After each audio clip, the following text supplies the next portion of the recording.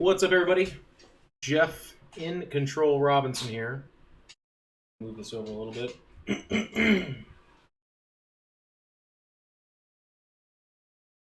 Let me know if you can't hear or something like that, but otherwise I think we are good to go. This might be one of the snazziest setups I've had in a little while, so I do appreciate you guys tuning in. As always, I'll just kind of roadmap. I might have to cough a little bit. We did the Harlequins Codex, and I had quite a bit of congestion in my throat and stuff like that. It won't be like that. I'm a lot more healthy right now. I've eaten, I'm rested, and I'm ready to dive into this, so I'm really excited about it. If you're listening to this and you're interested in my Warhammer stuff, my YouTube has all my Codex reviews. I'll be doing all the reviews as they come out. I am a Games Workshop Codex reviewer. I'm under NDA, and they send me all kinds of nice stuff. I also currently have a Knight Valiant being assembled and painted by an amazing artist that I'm friends with, Israel, who's done a lot of my stuff, including my Warlord Titans. You might have seen some of the other stuff. There is also some of his stuff on my YouTube showing that off, so I will, of course, show off that Knight as soon as it's done. And that's that. So we're going to jump into this. This is still a couple days after what I could have done. I could have done this on Saturday, but I was gone for a StarCraft 2 event. So I apologize this not being as fast as possible, but this is still one of the more quick Codex reviews that I've done. Close to embargo date anyways. I will be showing off the entire Codex, the pictures, the stats, everything. I've been asked why I don't start with stratagems first. I kind of gave it some thought. The reason I'm not going to do that is because I feel like stratagems are a nice place to start, but they're a little bit irrelevant if you don't know what they're applying to. But it's not really that big of a deal either way. I think we're going to get all the relevant information in there.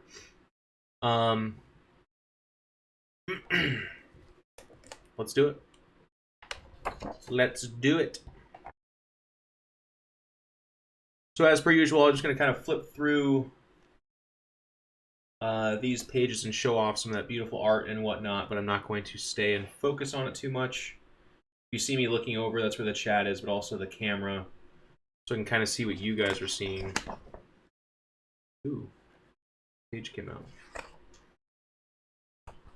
I've been really enjoying taking these books on the road when I do and just kind of reading through them. They kind of give an idea of, well, what I really like about it is it shows like the historical, where these things come from, but then it also does a really cool thing where it kind of talks about what they're doing in relation to now. And finally, in Warhammer 40k, they've updated the storyline, and history is starting to change. It kind of matters. It's kind of cool. Adjust this a little bit. There we go. Now you can kind of see front and center there.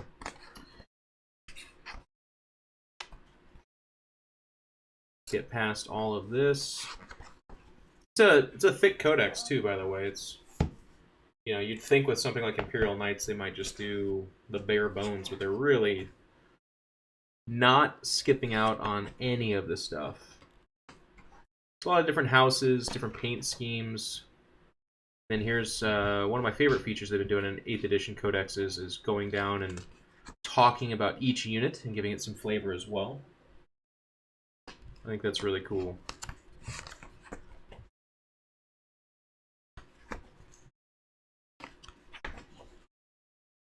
Canis Rex. Knight Castellan, Knight Valiant. If you hear any shuffling and huffle-puffing in the background, that is my bulldog Barrison. Life with a bulldog means that you're going to hear him. So I will do questions at the end. So if you have any questions and you notice I'm kind of ignoring them, make sure and wait till the end and ask. And I would love to have a discussion with you guys. Also kind of give my thoughts on the Codex overall and strategy, but that kind of happens throughout as well. So here we are. We are on the stat line. Trying to get this in focus for you guys. There we go, that's pretty good. We start off with the Armature Helvren. This is the new Armature with the Codex. A couple of important notes to kind of make is, well, it says, I'll get to the rules, it's fine. So, movement 14, weapon skill, bliss skill is 3. The strength is 6 base, toughness 7, wounds 12, attacks 4, leadership 8, save 3+. It degrades at half, so it starts with 12 wounds and goes down to 6. And at 6, it goes down to movement 10, and then its weapon skill and blow skill degrades by 1. And then at 1 to 3, goes to 7-inch movement and hitting on 5s. The Helvrin can be equipped with a 6. It's the Armature autocannon, range 60, heavy 2d3, strength 7, -1, 3 damage. Ignore the penalty to hit rolls for moving and firing this heavy weapon, because it is heavy. You can also give it a heavy stubber, or you can give it a meltagun. Meltagun's 14 points, and the heavy stubber is 4. And then abilities, it has a 5+ invulnerable save against shooting. It does explode, only on a 6. And then everything within 6 takes D3, so not a mega explosion. And then there's vehicle squadron, so you can take a unit of these up to 3.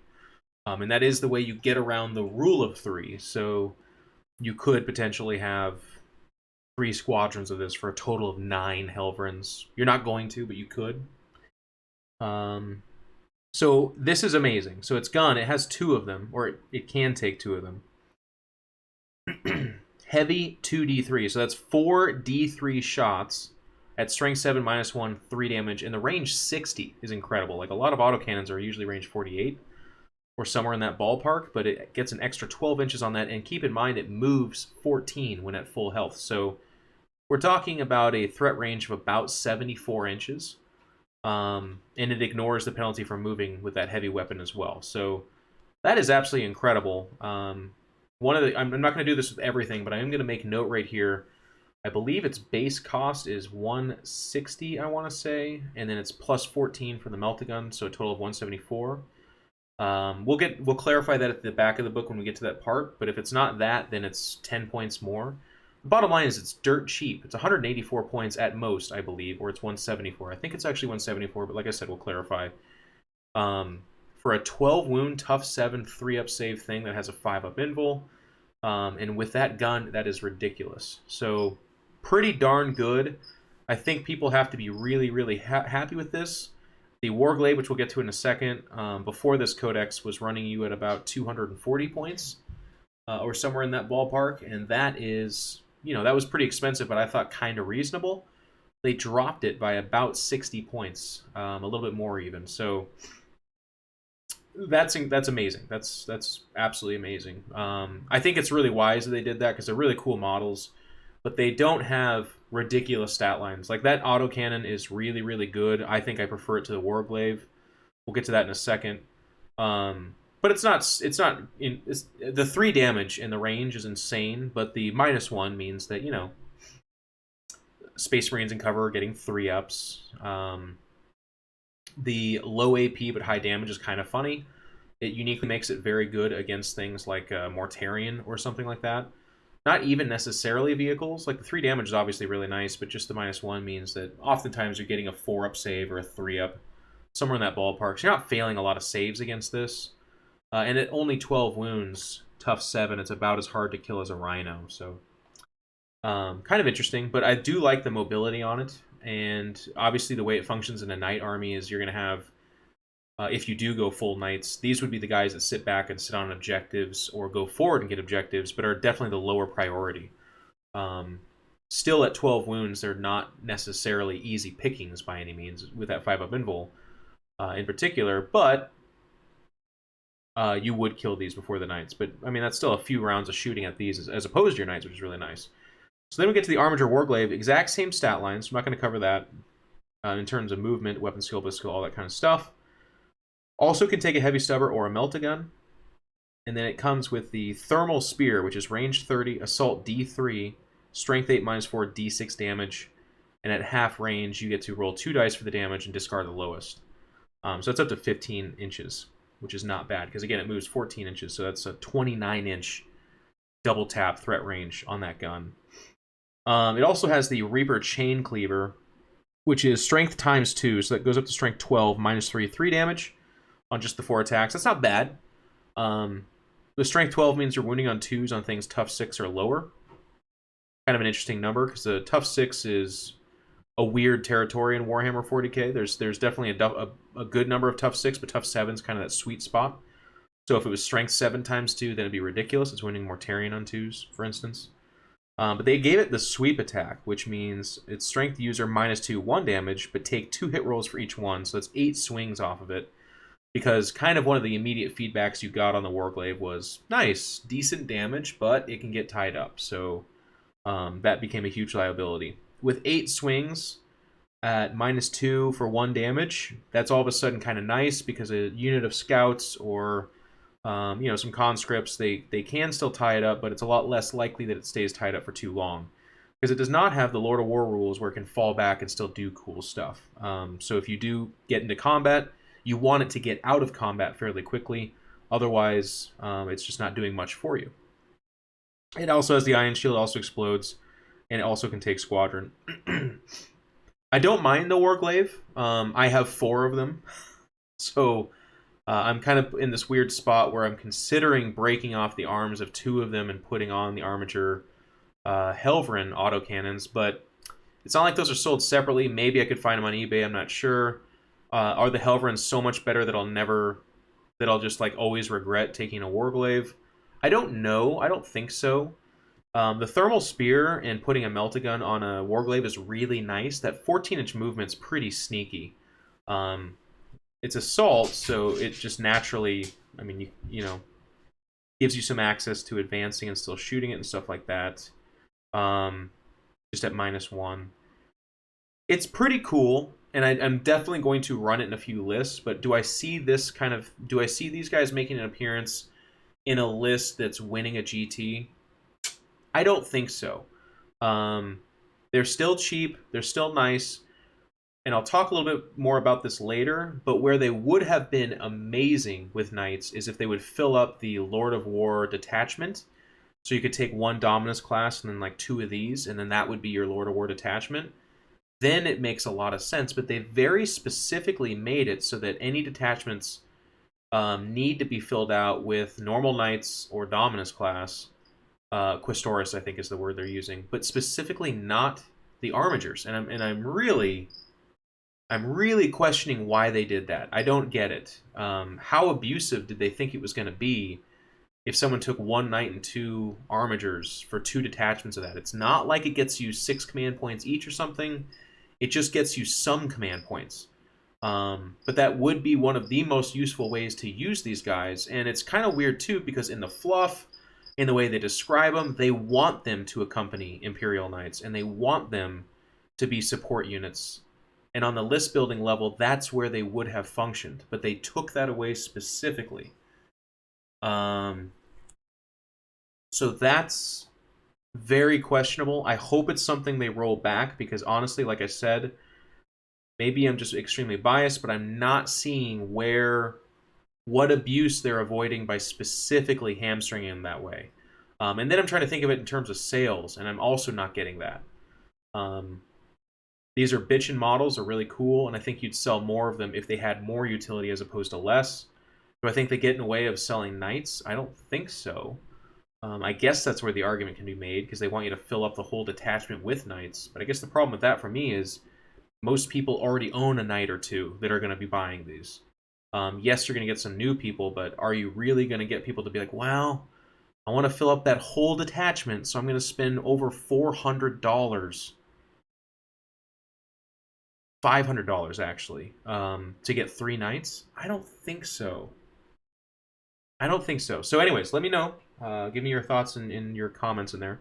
Got a little bit ahead of myself. I will just say on the nightly host here on the left side, kind of talks about keywords and stuff like that, which is actually very unique to this codex. It actually gets a little bit weird.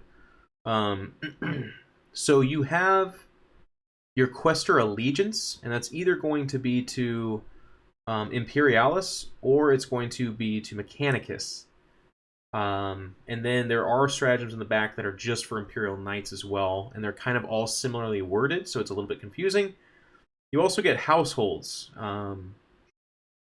So the Allegiance gets you access to different stratagems, and then the households gets you kind of the command benefits. So it's a little bit multi-layered there, and I believe there's some unique Warlord traits and stuff like that. So keep your eye on that. It's kind of interesting. A lot of people are really excited about Hawkshroud, Griffith, and some of the things we'll talk. We'll go ahead and go into the combos. It gets pretty ridiculous. So I'm not going to go through each knight because the basic gist of it is they didn't really touch a lot of the... Well, the basic knights they didn't touch. They did adjust their points a little bit. And I'll talk about that in a second, but one of the new knights that isn't getting any love or coverage, really, is the Knight Preceptor. So this is your basic knight chassis. It moves 12 inches, weapon skill, blow skill 3, strength 8, tough 8, wounds 24, attacks 4, leadership 9, save 3+. You can give it a heavy stubber. I believe it comes with a heavy stubber. And then it has the last impulsor, which is one of the new weapons. So at low intensity, it's range 36, heavy 2d6, strength 6, -2, d3 damage. At high intensity, so half the range, range 18, can go up to heavy d6, strength 12, -4, d6 damage. And when you're attacking with this weapon, you choose which profile. So you could, at 2 inches away, go with the low intensity anyways. Although there's virtually no reason to do that except for the 2d6 shots. But d6 damage and I mean, it just doubles everything. So I don't know why you would go with that. Can take a melt-a-gun.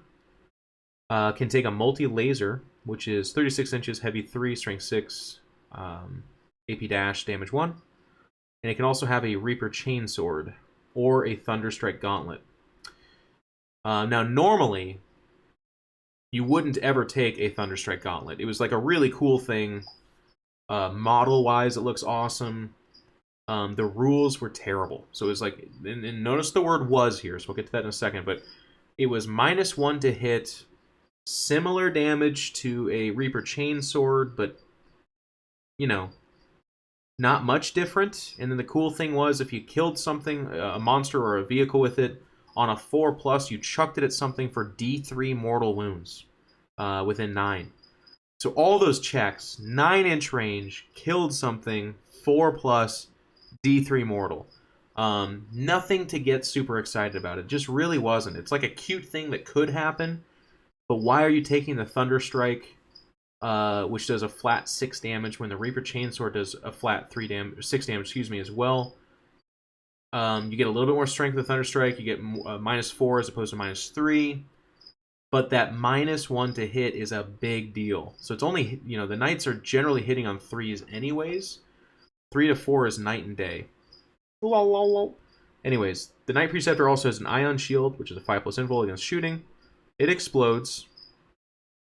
It's a super heavy walker, so it's able to kind of step over infantry in swarms. It's able to fall back and still shoot and still charge. When its model falls back, it can move over enemy infantry models, though it must end its move more than 1 inches away. In addition, the model can move and fire heavy weapons without suffering the penalty to hit rolls. Finally, the model only gains bonus to save.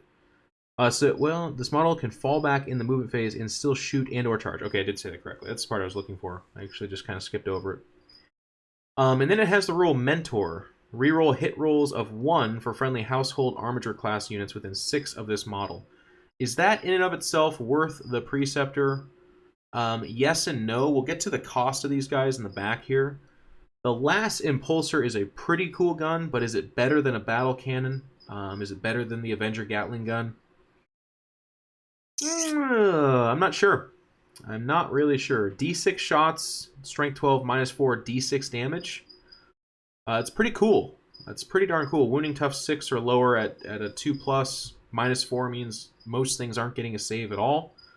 And then, of course, access to D6 damage. But there's a lot of variables there. D6 shots is awesome, or it's terrible, right? Like, you can get that 1 or 2 shots off, hit once, wound once, and then they like make their invul save of a 4+, and you're like, cool, that was my whole shooting phase with this gigantic, almost 500-point knight.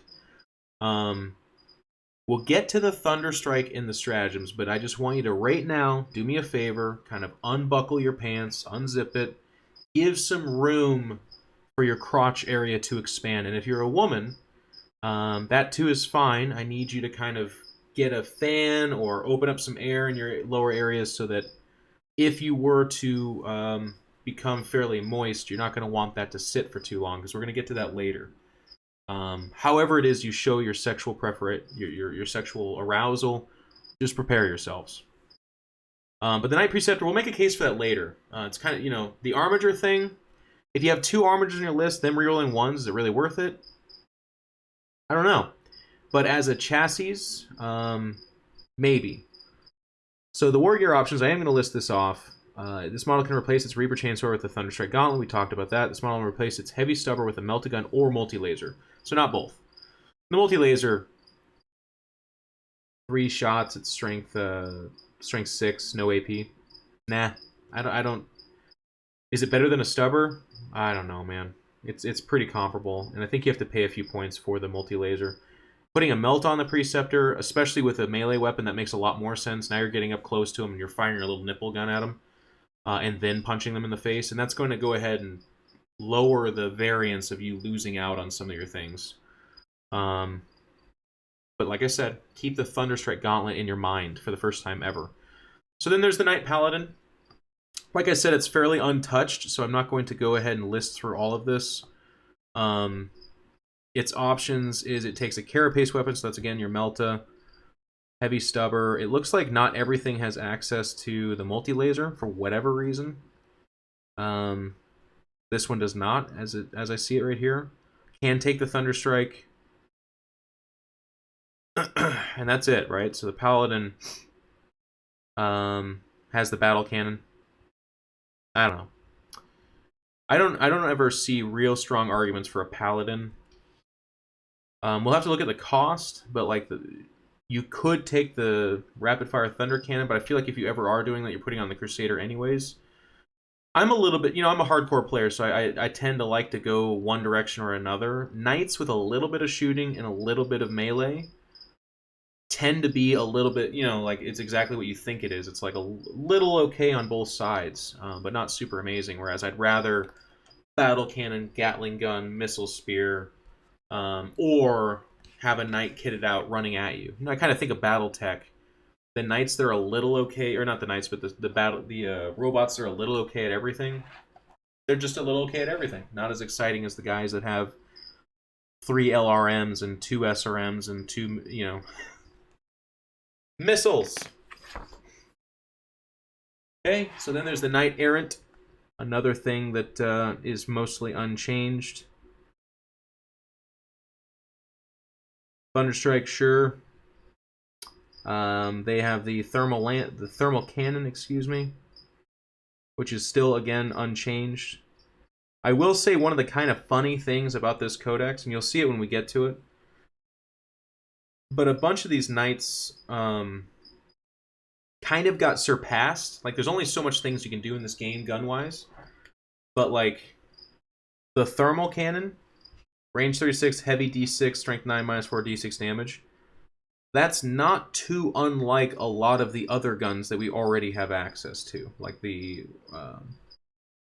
gun I was just talking about, the Last Impulsor. It's not too unlike that. D6 damage, strength 12, -4. In fact, I would even argue it's better. Heavy D6 shots. No, at range 18, you don't get to roll 2 dice for damage and then discard the lowest, which is the Melta rule. But we have other Melta guns, and I'll get to that. It's just like, if it was like way more inexpensive, I would begin to understand that. And that's what brings me to the Knight Gallant. This is your cheapest Knight, so there's the chassis way down there, like it always has been. I think you can buy one and have it running around for, what was it, like $345? We'll take a look at it when we get to the back. But this is your all melee Knight. And this codex was really, really good to all melee. We'll get to that when we get to the stratagems and into the combos. But keep your eye on the Knight Gallant, the Knight Preceptor, the Crusader, and then the big boys when we get to that, the Dominus class guys. So again, the Warden, Crusader, unchanged. And then we get to Mr. Rex here, Canis Rex. So he also has 24 wounds. I think this is basically a Preceptor. Well, we'll take a look at it. Moves 12, weapon skill and bliss skill 2, and then he degrades to a 3 and a 4, so that's a little bit nicer. Okay, so this is kind of funny. There's also Sir Hector. So if the vehicle dies, if the knight dies and does not blow up, so you don't roll that 6, or you don't purposely blow it up, within 3 inches an emergency disembark happens, and Sir Hector comes out. Weapon skill, bliss skill 3, strength 3, tough 3, wounds 4. Attacks 3, leadership 9, save 4+. He moves 6 inches. He has an Archaeotech pistol, which is range 15. Pistol 1, strength 5, -2 damage. None of this is exciting or good. The only kind of cool thing about this, I guess, is that the vehicle doesn't count as being dead until he also dies. So it's a little bit... It's just a little blue baller. He's just a little guy that pops out and goes, "We didn't kill it yet!" And that's all he really does. Kind of runs into interesting questions, though, like... Well, I guess I'll just read the rule. Explodes. If Canis Rex is reduced to 0 wounds, roll a d6 before removing it from the battlefield. On a 6, it explodes, and each unit within 2d6 suffers d6 mortal wounds. Sir Hector. If Canis Rex is reduced to 0 wounds but does not explode, set up Sir Hector within 3 of it before Canis Rex is removed. He is treated as a passenger disembarking from a destroyed transport, assuming he survives. Sir Hector then uses his own profile above and his own keywords below, and is armed with an Archaeotech pistol. This unit is not considered to have been destroyed until Sir Hector is slain. Do you get 2 kill points when you kill both? Yes, you hear crickets in the background. I don't know, not a big deal.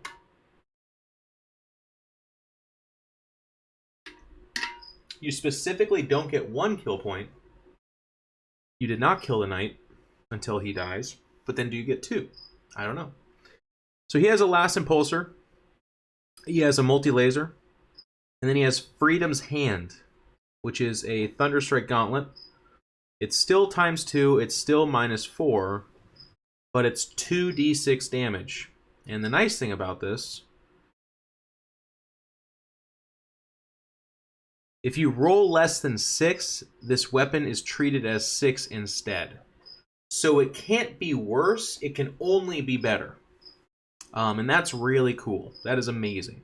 If it just was 2d6 damage, it's obviously pretty arguable as to whether or not that's better. I think you do side on the side of it being better just because you could potentially do ridiculous damage. But the fact that it's just like, no, don't worry, on a 6, you're still good, is ridiculous. It's worth noting as well, all knights, and I should have said this earlier, I guess, I just kind of assumed we all know this, but in case you didn't, they all have access to Titanic Feet, which is make 3 hits for each 1 attack, -2, d3 damage. Almost all of these knights have 4 attacks each, so that means you're doing 12 attacks at -2, d3 damage.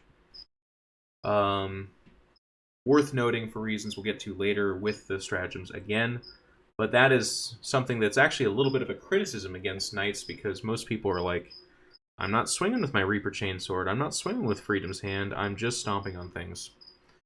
A little bit less exciting, and that's fine. I actually prefer knights to have the ability to kind of choose between the two. Yeah, the cricket's really going ham back there. But I'll tell you what, if you ever do assault a knight or are assaulted by a knight and you've got a big monster, like has happened to me a few times, my god, do you feel the Reaper Chainsword, or do you fear those options? As opposed to the Stomps, you're not worried about that. Stomps are just so that they don't get tied up by infantry and don't have any way of dealing with that. Canis Rex only has a 5++ as well. He has the Chain Breaker rule. Roll a d6 each time a friendly Imperium model flees within 6 of Canis Rex. On a 6, that model does not flee. What an absolute piece of shit ability that is. Range of 6, d6 each time somebody runs, and on a 6, that model doesn't flee. Are you building a list around that? No. Is it even like a nice thing that can pop up in the middle of a game? I guess, but maybe once. It does say Imperium. I mean, it's so flaccid. It's just so flaccid.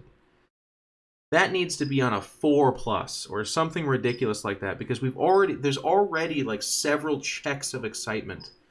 That's just if guys are fleeing. Like, the unit's already suffered losses. There's other knights, there's stratagems and stuff like that with the ability to give them a 5++.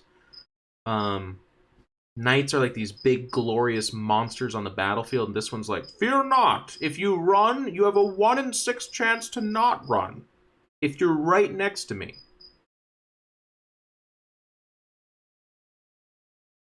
Six inches to the model itself, too, not just the unit.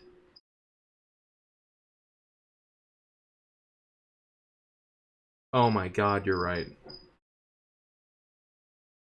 Roll a d6 each time a friendly Imperium model flees, whilst within 6 of Canis Rex. Oh my god. It gets even more flaccid. This is an inverted. This is an inverted wiener at this point in time. So I some of these things are so funny to me because it's like, wait till we get to the stratagem. Some of this stuff is so powerful that I'm reading it and I'm like, I had to read the Thunderstrike stratagem like 6 times because I was just like, I think you just auto kill. We'll get to that. I mean, I'm just like, what? But then I read this and I'm like, it's 4 degrees of unexcitement to get to the grand finale, which is you make one guy probably not run? No. This is already not exciting, but if you made the range like 24, and then it's this like gigantic diameter of if people are running, you give them a chance to not run. Because 1 in 6, how many, you know, I don't know about you guys, but in my games, the amount of models that flee from losing leadership is like 5 total in a 6-round game. And that's me being pretty generous. Now, I run Custodes, so there's not a lot of things failing leadership, except for my guard. But even if you're just running pure guard, you know, I play against guard all the time. How many guys are running? Well, I don't know. It just really, I don't want to spend too much, I've already spent too much time on this, but it's just really, really not that good. It is a Knight Preceptor. Okay, that's what I kind of thought. But then it doesn't have the Knight Preceptor rule. That's really funny. Its keywords are literally Knight Preceptor. And then it doesn't have the Preceptor rule. It's a big flop for me, guys. This is a hard pass. The Canis Rex sounds awesome. Freedom's Hand is a cool name. The mechanic of the guy popping out is like cute, and buying the set is awesome because you get a little mech. Excuse me, you get a little knight pilot, which is cool. Everything they're just almost there with how cool this stuff can be, and they just don't get there. They just don't. And then there's the Knight Castellan. And guys, this gets there. This gets there. I am super excited about the Knight Castellan. So a little bit different stat line, okay? So now we're in the Dominus class. Movement 10, Weapon Skill 4, Ballistic Skill 3. So that's a little bit different, right? And it degrades from there to 5 and 6 for Weapon Skill, and 4 and 5 for Ballistic Skill. That's because this guy wants to shoot you. So a little teaser preview on the Valiant, which you can't see right now, but it's also Weapon Skill 4. Never mind. I was going to say maybe it was Weapon Skill 3, but it's not. This is an amazing, amazing knight. So it's the same stat line, except it has 28 wounds as opposed to 24. It's 30 power if you're playing power or something. It comes with the Plasma Decimator. When attacking, choose a profile. So both are range 48. Standard shot is heavy 2d6, strength 7, -3, 1 damage. Or heavy 2d6, strength 8, -3, 2 damage. Each to hit rule of 1 is a mortal wound. For each hit, yep, for each, I'm reading that correctly. So it's your standard plus plasma. That by itself is okay. But if you're ever taking a Knight Castellan, you're always taking Call's Wrath, which is a relic. We'll get to that when we get to the relic section. But basically, its basic shot is strength 8, -4, 2 damage. And then its supercharged shot is strength 9, I believe, -5, 3 damage. Still wounding you, giving you a mortal wound on a 1. There are ways to mitigate that, though. Then we get to the Shield Breaker Missile. Range 48, heavy 1. Strength 10, -4, d6 damage. Each Shield Breaker missile can only be fired once per battle, and a model can only fire 1 each turn. Invulnerable saving throws cannot be made against wounds caused by this weapon. Holy shit. Absolutely amazing. Absolutely amazing. Strength 10 means that 99% of the characters you're shooting at are getting wounded on a 2. -4 without an invul means that even if they have a 2-up save, they're getting a 6, but most things have a 3-up save, so they're not getting a save. And D6 damage means that you have basically a 1 in 3 chance to kill a lot of key characters in this game. Now your bliss skill is 3, and you're wounding on a 2, and then the damage dice. So there is variables here. It's not like this is the most ridiculous broken thing in the world. But this is that kind of example I have where they went ham on that. That's amazing. What would be one of the Knight weaknesses would be a bunch of Eldar characters hiding behind walls, casting Doom and Jinx, and then Dark Reapers, shooting and fading away, blowing your Knights away, and you're just sitting there dying 1,000 deaths and not having a good time. Well, now all of a sudden you're a shot or 2 away from killing that Farseer, killing the Warlock, whatever, and just neutering their ability to do exactly that. It's just incredible. Absolutely amazing. You also get twin Siegebreaker cannons. This guy is armed with 2 of these, by the way. And he has 2 Shieldbreaker missiles. Range 48, heavy 2d3, strength 7, -1 d3 damage. So not quite the Helverin autocannon, because that's just a flat 3 damage, but otherwise the same stat line. Only 12 inches less range. Pretty good. Nothing to super write home for, but with 2 of those, you're talking about 43 shots. And that stat line is kind of nice because it's okay against vehicles, it's okay against monsters, and then it's pretty good against like heavy infantry. But this is not your DACA. This is not some ridiculous amount of shots. So don't put both those shots into a conscript unit and expect to do anything at all.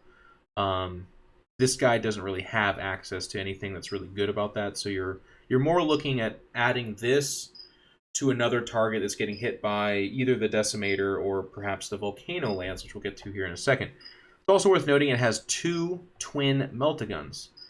That's 4 Melta shots at range 12. 4 Melta shots.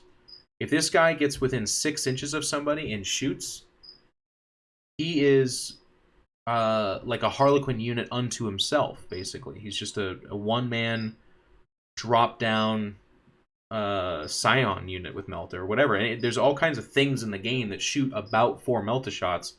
He has that. And then there's the Volcano Lance, which I think is the best part about him. Range 80, heavy D6, strength 14, -5, 3d3 damage.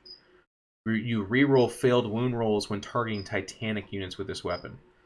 So this is your anti-tank. D6 shots, obviously a little bit, that's where you're going to use your reroll, I suppose. Or your Shieldbreaker missile. The strength 14 is you're wounding more Terran on a 2+. The -5 means they better have an invul save, and then 3d3 damage. Like 2 or 3 of these get through and they're killing anything. Almost anything. Obviously within reason, but that's pretty ridiculous. That means it does minimum 3 damage, but can go up to 9 damage per wound. On a good roll, a couple of these sneak in there, and you're talking about 10+ damage. That's absolutely amazing. Also has Titanic Feet, has a 5+ invul, and then it has dual plasma core explosion. If this model is reduced to 0 wounds, roll 2d6 before removing it from the battlefield. If you roll a 6 on either dice, it explodes. And each unit within 2d6 suffers d6 mortal wounds. If you roll 6 on both dice, each unit within 3d6 suffers d6 mortal wounds.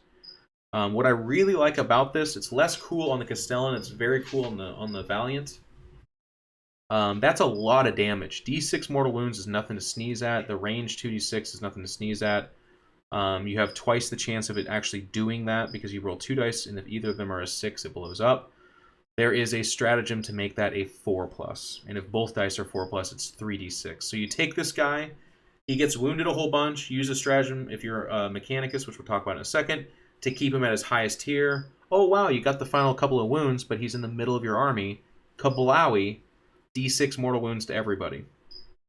It's also a super heavy walker, which means it can fall back and still charge and shoot. Doesn't suffer any penalties for shooting heavy weapons. And it only gets cover if it's half obscured, which is like the rule for everything like that anyways.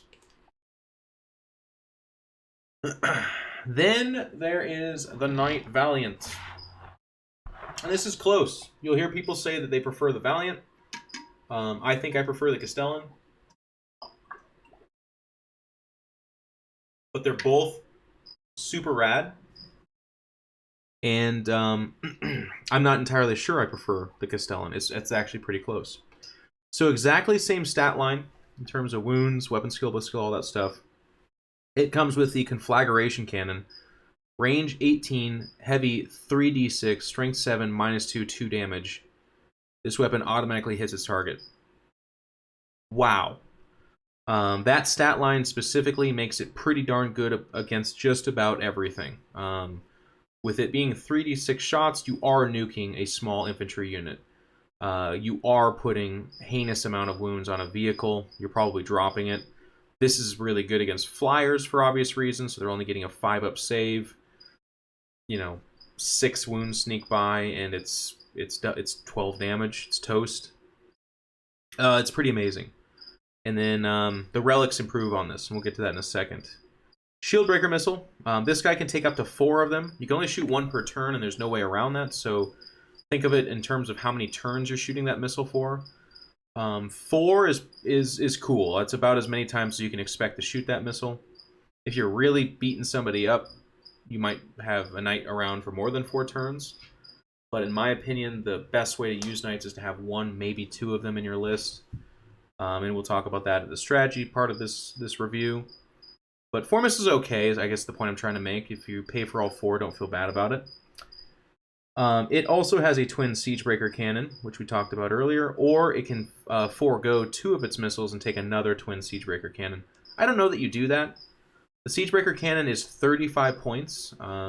You do have to pay for that, and we'll talk about that when we build these knights. It's a good gun, and in practice, maybe I'll come around to liking it a lot more, but I don't know that I like it so much that I would pay 35 points for it. Which, if you think about it, is just an 11-point markup, or a 10-point markup, actually, because 2 Shieldbreaker missiles is 24 points. They're 12 each. I don't know. Love to hear your guys' thoughts on it. Then it has the Thunder Coil Harpoon, which is only range 12. It's heavy 1. Strength 16, -6, 10 damage. You reroll failed hit rolls when targeting vehicles or monsters. If this weapon inflicts any damage, the target unit suffers an additional D3 mortal wounds.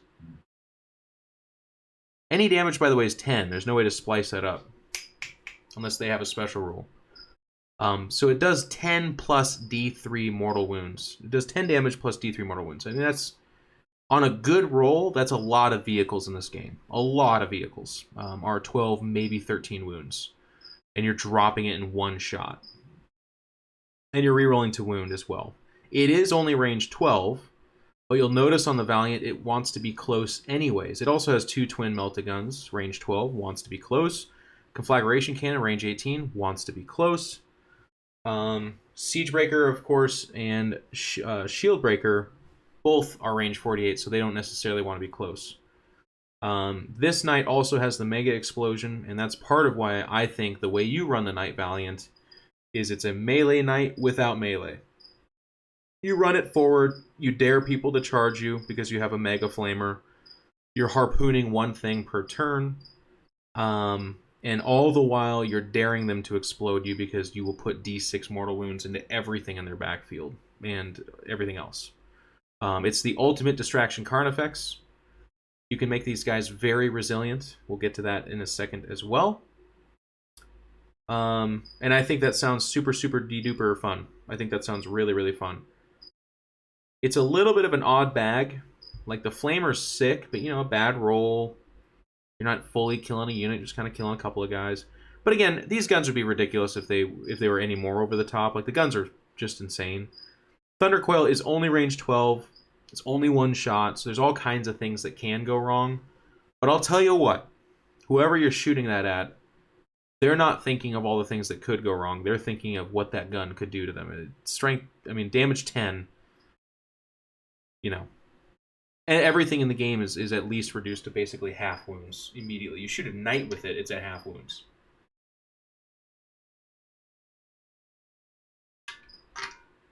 And that's the kind of fun thing to think of as well. At strength 16, a toughness 8 something, which is a knight, is getting wounded on a 2. So this is your ultimate, like, big gun, big vehicle, big monster, take it down kind of thing. And then, like I said, pair that with the 4 melta-gun shots you could potentially put into the same target. It's not surviving. Whatever you're shooting is not surviving that. And that's awesome. That's amazing. So it can be your little assassin. My dog. Hey. Stop. It's like crickets and bulldogs, man. No matter what everything I'm doing. So very, very cool. Then you get to the Sacristan Forge Shrine. This is a terrain piece that comes with, I believe it's the Renegade box. The new Renegade box. And this is a pretty big pile of poo. I think one of the, maybe it's more for narrative players. Okay, it's a gorgeous piece of scenery. And it's really close. It's better than the Webway Portal, in my opinion, which we got with the Harlequins. So it's a Sector Mechanicus structure, which just means after it's set up, it can't move. It doesn't have any profile in terms of wounds or saves, nothing like that. Then it goes on to describe it essentially as terrain. So unless you have fly, you can't be placed up on it. You can't start on it. You can move up and down it, though, if you're infantry or swarms, or if you do have fly. And it gives cover. So that's all nice. That's all pretty cool. But it takes up a whole detachment, which severely diminishes, in my opinion, its value. Auto Sacristan. At the end of your movement phase, one Imperial Knight vehicle from your army that is within 1 inch of this model can use the Forge Shrine's Auto Sacristan. If it does so, it cannot shoot or charge this turn, and its attacks characteristics are reduced to 1. But you can then choose and resolve one of the following effects. Ritual of Repairing. The vehicle regains D3 lost wounds if there is a Tech Priest or Tech Marine from your army on the Sacristan Forge Shrine, and they have not used their ability to repair another vehicle this turn. They can aid in the Ritual of Repairing instead of using that ability this turn. If they do so, the vehicle regains 3 lost wounds instead. Oh my god. No! It's not exciting at all. D3 back to you if you're within 1 and you forego all offensive abilities. But wait, if you also have a character on there, a Tech Priest or a Tech Marine, it's just a flat 3. Wow! You will every single time either just have the Tech Priest, which can already heal it for D3. I'm not sure about the Tech Marine, but I think they can as well. There's no war here. You just would. You just would do that. You would risk the D3 roll as opposed to foregoing 600 points of shooting for 1 turn. For D... Ugh! Okay, I have to hit my dog. Quick. Stop. Oh my god. That is so incredibly bad. It should have been D3 plus 3. It should have been something roughly twice as exciting as that. Because you're paying for the structure, and then you're also not shooting or doing anything. And you have to have a guy on there that can already repair it anyways. But this thing just makes it roll a 3. Or, a 5. Because it's D3. Ugh. Ritual of Reloading. If the vehicle is equipped with Shield Breaker missiles, it regains all the missiles back. If it is not, or it has a full complement of Shield Breaker missiles, choose one weapon the vehicle is equipped with, not an heirloom of the noble houses. The next time it is fired, it always makes the maximum number of shots. A heavy 2d6 weapon will fire 12 shots. Again, that's almost there. That's almost good. But then you figure in, you actually shot 0 shots this turn. And then next turn, one of your guns shoots maximum shots. No. You would take the 2 turns with still the chance to shoot maximum shots on either of those turns, or just on average. You roll, okay. That's equating to the 1 turn at maximum shots. What in the hell were they thinking? Who does that? Who forgoes a whole turn of doing nothing with their gigantic knight to have one of their guns go ham the next turn? Right of refueling. Until the end of your next movement phase, increase the move characteristic of your vehicle by 6. No. I will advance. And I will use either my house rules or a stratagem to make it so that that doesn't even matter. I will not spend an entire detachment and waste a turn to move 6 more inches the next turn. A vehicle can only use an auto sacristan once per turn.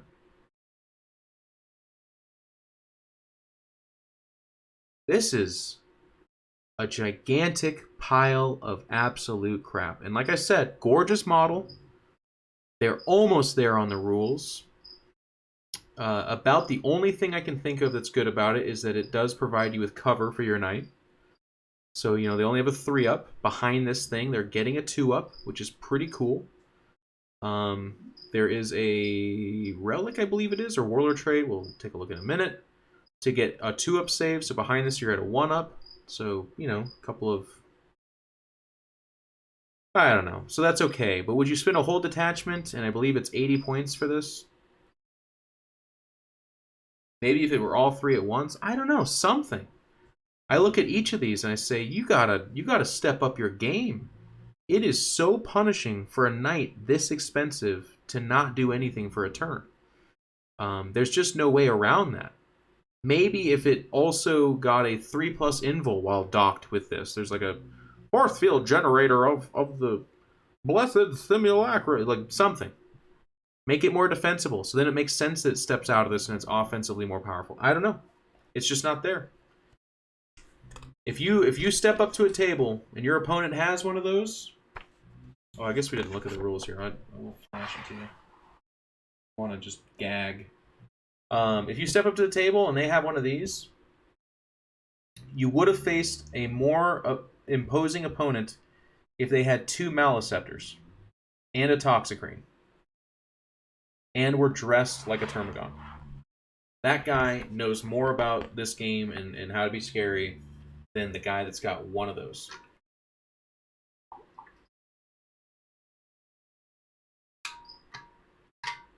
Yikes. So there's the weapons that we talked about. And then the melee weapons.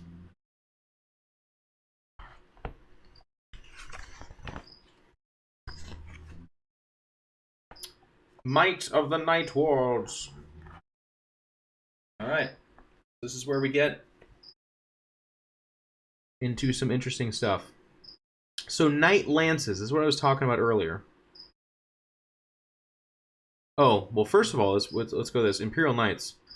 Imperial Knight detachments, excluding super heavy auxiliary detachments, gain the following abilities. Knight Lances.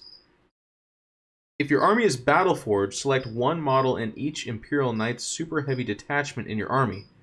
Each model selected gains the character keyword. However, the command benefit of each Imperial Knight's super heavy detachment is changed to none unless it contains any combination of at least 3 Questoris class and or Dominus class knight units. So Questoris are all those guys like the Errant, the Paladin, and then Dominus is the Castellan and Valiant. Noticeably not the Armatures. So that's what I was talking about earlier, where if your super heavy detachment is 2 Armatures and 1 Castellan, you get 0 command points for that detachment. 0. I don't understand that. So somebody can give me some discussion on that if they like, or they can just simply agree or disagree. It's up to you. Household Traditions. If your army is Battleforged, all units in an Imperial Knight super heavy detachment other than Freeblade units must be from the same household, but they will all gain a Household Tradition, with the exception of the Freeblade units detailed opposite. The Household Tradition gain depends upon the household they are drawn from, as shown on the page opposite. For example, House Terran units with the Household Traditions ability gain the Gallant Warriors Tradition. If you've chosen a Questoris Imperialis household that does not have an associated household tradition, you can choose the Questor Imperialis household tradition that best describes the character and fighting style of your knightly house. You can forge the narrative.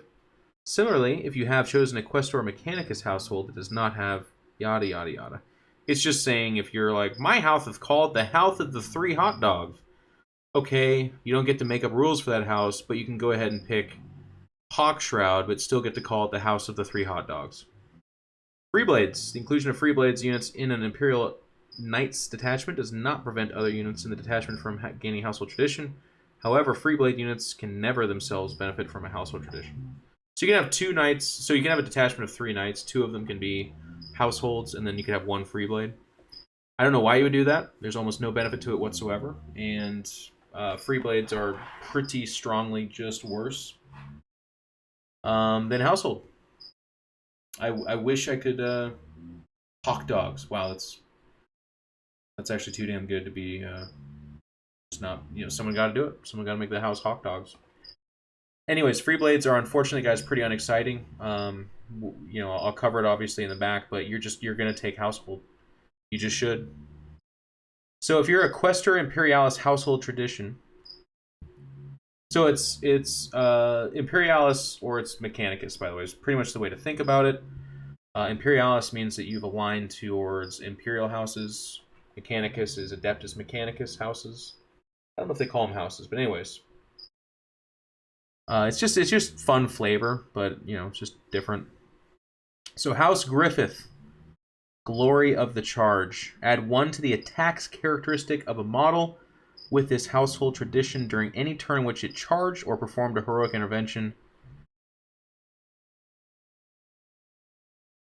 Oh, not if it was charged. Okay. In addition, a model with this household tradition can perform heroic interventions as if it were a character. So it gets 1 more attack. You get 5 attacks. Okay. And then you can heroically intervene, but there's like a lot of ways to do that in this book. Models with this, House Hawkshroud, the Oathkeepers. Models with this household tradition double the number of wounds they have remaining for the purposes of determining what characteristics to use on their damage table. That's amazing. It's absolutely amazing. They degrade at half, but for this, even at half, you're still at full. And then at your lowest, you're at half. Pretty ridiculous. No way around it. It's just very, very good. You're just almost never degraded. Almost at all. House Cadmus, Hunters of the Foe. Reroll wound rolls of 1 in the fight phase for attacks made by models with this household tradition against units which only contain models with a wounds characteristic of 12 or less. That's fine. So against most things in the frickin' game, you're rerolling wound rolls of 1. That's especially good for the Reaper Sword and Gauntlet, but it's not bad for your stomps either, of course, because that is still a strength 8 stomp, so tough 4 or less. It's only a wound that would be a fail, but now all of a sudden you're basically wounding with everything you hit with. Pretty good. House Morton, Close Quarters Killers. Add 1 to the hit rolls in the fight phase for attacks made by a model with this household tradition during any turn in which it was charged, or performed a heroic intervention. Now notice how most of these, by the way, are pretty good for melee. And that's part of the reason why I say look towards Gallants as something that becomes pretty super viable, and the synergy doesn't even just start or even stop here. This is just one part of it. So you're talking about rerolling 1s, you're talking about operating at full wounds basically the whole time, you're heroically intervening, you're with 5 attacks going at somebody. Like, there's all kinds of different ways to look at it and be like, shooting's cool, but maybe it's the melee I want to do. And then there's Mechanicus. House Tyrannus, Omniscience Grace. Roll a dice each time a model with this household tradition loses a wound, unless that wound's lost as a result of a mortal wound. On a 6, the wound being rolled for is not lost. So it's got 24 wounds on most of these knights on average. That's adding 4 more wounds to it. Okay, kind of cool. You can have cold dice and it does nothing. You can have hot dice and it does more. We all kind of know about that. That's okay. I don't know. I would look towards the stratagems and relics and warlord traits for further justification to take that. I wouldn't gravitate towards that just because in and of itself it's so good. House Crast Cold Fury. You can reroll failed hit rolls in the fight phase for a model with this household tradition during any turn in which it charged, was charged, or performed a heroic intervention. In addition, you can reroll all failed hit rolls in the fight phase for a model with this household tradition against Titanic units. So you're just always rerolling against Titanic, and then if you charged, were charged, or heroically intervened, you're also rerolling there as well. That's a big deal. House Volker, Firestorm Protocols. Reroll hit rolls of 1 for a model with this household tradition whenever you are resolving an attack with a ranged weapon that is targeting the closest enemy unit. Now that's something. In and of itself, it doesn't look like that much, but then you think about putting that on a Valiant, or even a Castellan. Your meltish gunshots are hitting on 3s, rerolling 1s. Obviously, it has no effect on the Flamer, but then the Harpoon becomes much more accurate. It just starts to kind of, you start to look at that kind of thing, and it is pretty darn good. It's a little bit silly shooting the closest only, of course, but there are weird ways to kind of play with that. And it makes them a lot more accurate. It's also rerolling 1s, so then you talk about the plasma gun. You supercharge it, put it next to something that you want to kill's head, shoot it a whole bunch. Normally those 1s would be pumping out mortal wounds onto yourself, but then all of a sudden you're not, because you're rerolling those 1s. That's kind of a big deal. Okay, and now we get to the stratagems.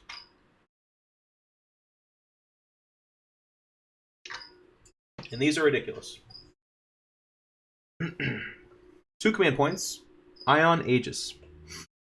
Use this stratagem at the start of your opponent's movement phase. Choose a Dominus class unit from your army. That unit cannot move until the end of its next turn for any reason, but until the start of your next turn, friendly Imperium units have a 5+ invulnerable save against ranged weapons whilst they are wholly within 6 of that unit.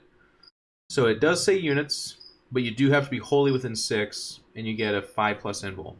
Not super amazing, but if you were using a guard unit to kind of make sure that you didn't get charged, the fact that you can activate this on your opponent's turn is really nice. It's just something extra. It's not super amazing in my opinion. In the wholly within, keep in mind knights have a big ass bubble. It's pretty cool. It's not game changing. It's not game busting. But there definitely are going to be times where you're like, you know what? Pop in the Ion Aegis. Noble Sacrifice, 2 command points. Use this stratagem before rolling to see if an Imperial Knight model from your army explodes. If it is an Armature class or Questoris class model, it explodes on a 4+. If it is a Dominus class model, it explodes if either roll is a 4+. If both rolls are a 4+, then all units within 3d6 are affected. 2 command points to make your knight go boom pretty damn reliably.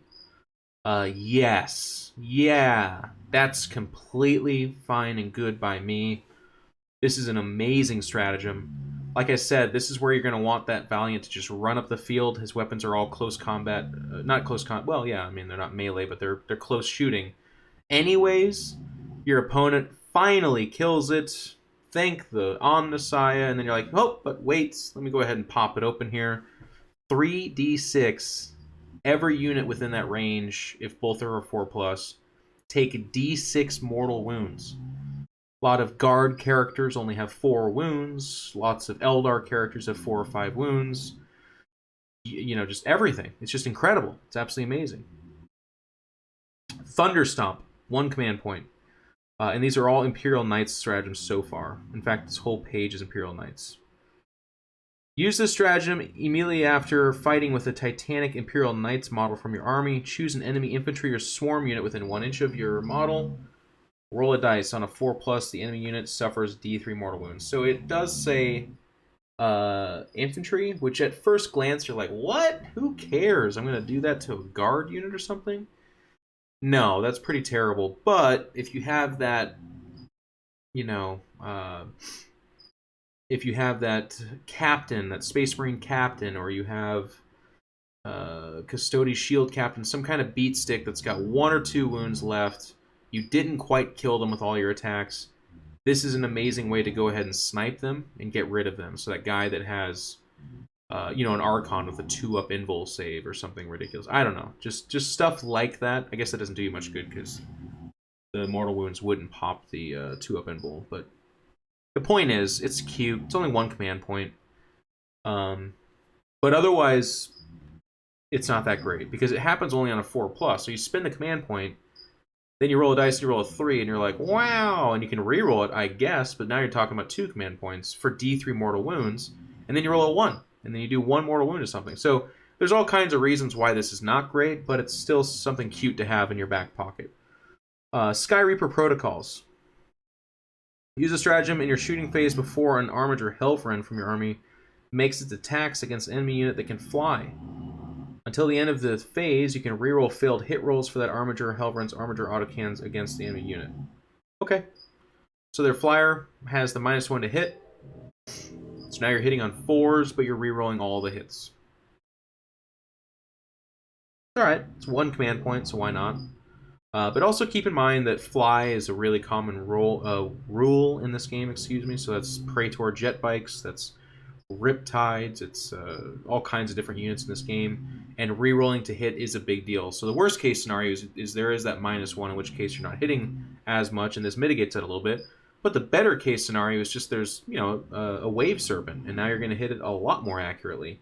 And keep in mind, those guns are 3 damage each, so hitting a lot more times and getting those shots off is a pretty big deal, especially for 1 command point. So pretty darn good. Rotate Ion Shields, 1 command point or 3 command points. Use a stratagem when an enemy unit targets an Imperial Knight's vehicle unit from your army. That has an invulnerable save. This stratagem costs 3 command points if the target unit is a Dominus class unit. Otherwise, it costs 1 command point. Until the end of the phase, that vehicle's invulnerable save is improved by 1 to a maximum of 3+. So they're very specific. There are no ways to get a 2+ invul. That'd be stupid. But a 3+ invul is already pretty darn stupid. Just trust me on that. I love it that it's when your model gets targeted. Obviously, if you only have the 1 knight, or if you have 1 knight and a couple of armatures, it makes a lot of sense who will be getting this. Don't get me wrong. But it's just a really good way to pump up the defensiveness of one of your knights. So if you have nothing on it that improves his invul, it goes to a 4+. There is a Warlord trait, I believe, to have a 4+. This makes it into a 3+. Just for that phase, worth mentioning, a lot of people kind of miss those kind of points. So it's not like you bump it up to a 3+ and it's running around invincible forever, but in a shooting phase, having a 3+ against, say, Tau is a very, very big deal. They already have a tough time with toughness 8.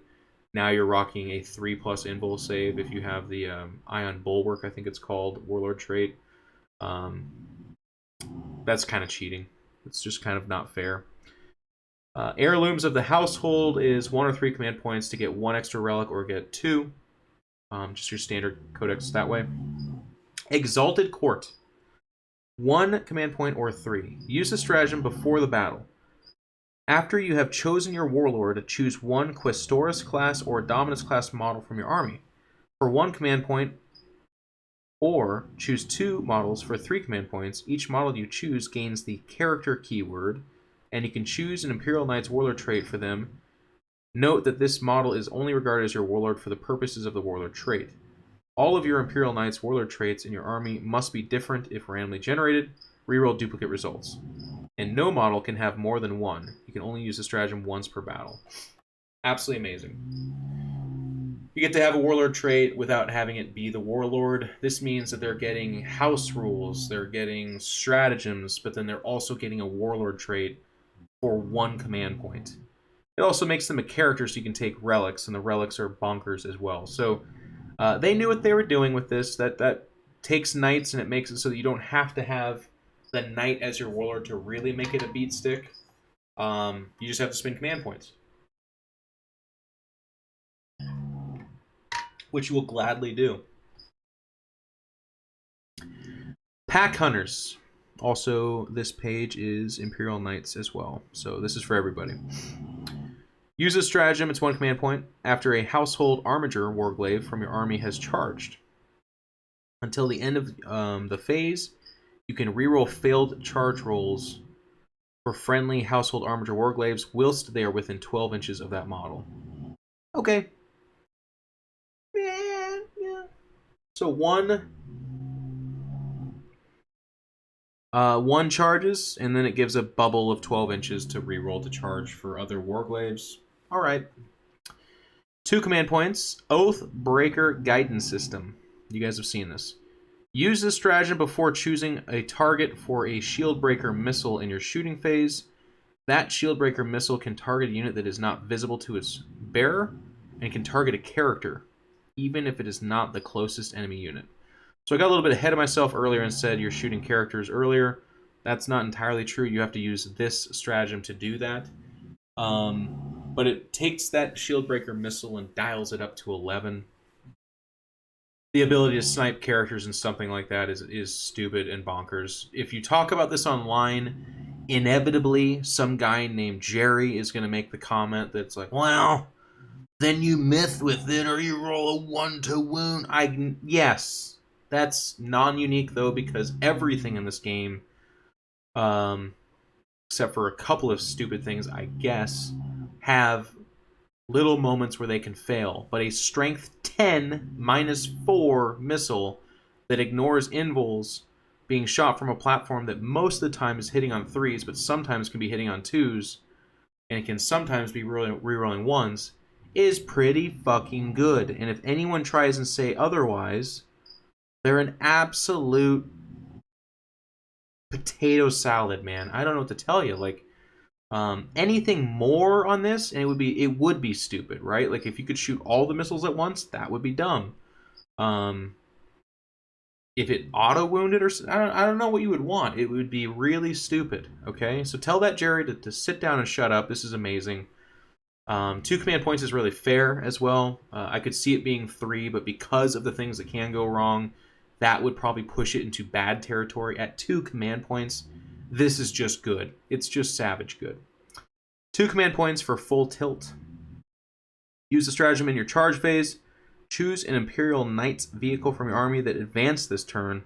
That model can declare a charge even though it advanced this turn. So this stratagem is Grappando proof as well, which is really nice. You get to use it in the charge phase, so there's no forgetting.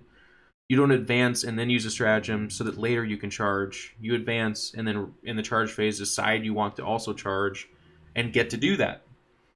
It's 2 command points, but it's for obvious reasons. Most of these guys are moving 12 inches. It is a knight vehicle, so your Armature can move 14, advance another, let's say 4, so now it's an 18-inch movement, and then also charge. Wow. Pretty good. It makes this army pretty quick. Iron Hail Heavy Stubbers. I love this one. I don't know that I'll ever use it, but I just love it. Use the stratagem before the battle. Choose 1 Imperial Knight's detachment from your army. The AP characteristic of all Heavy Stubbers equipped on Questor Imperialis models in that detachment is changed to -1. So if you didn't really want to pay for all the meltas, now you're shooting Heavy Stubbers that are now -1, and it's for the whole detachment. Like I said, I just like it's 1 command point. It's cute. Ooh, the guy on YouTube didn't like that I said cute. Well, that's for you, buddy. It's not game changing. It's not gonna. There's nobody building a like. Oh, if I can put Heavy Stubbers on every. No, nothing like that. But it's nice. If you do find yourself taking Heavy Stubbers, this 1 command point jumps the usefulness of those guys up quite a bit.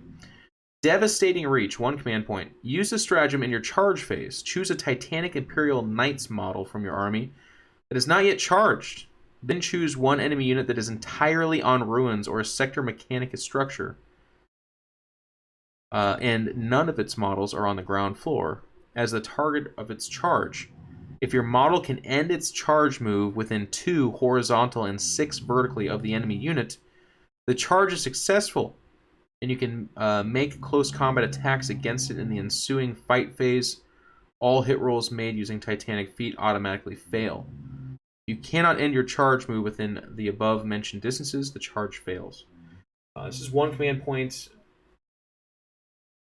of a stratagem that almost shouldn't exist. You should just be able to charge things with a knight, and if your model is within frickin' 1 inch or 2 or whatever of it, you should be in combat with it.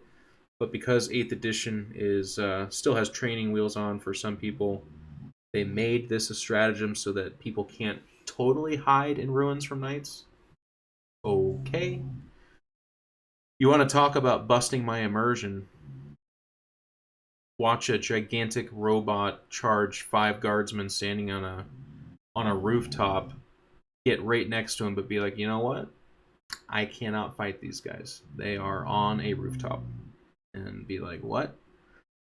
Chain Sweep, 1 command point. Use a stratagem immediately after fighting with an Imperial Knight's model from your army that is equipped with a Reaper Chainsword, Ravager, or Honor's Bite. Roll a d6 for each enemy model within 3 of the model. On a 6, that enemy model unit suffers a mortal wound. I mean, if you're getting fully surrounded by a bunch of boys, sure. You know, 6 guys, this stratagem gets you 1 mortal wound on average.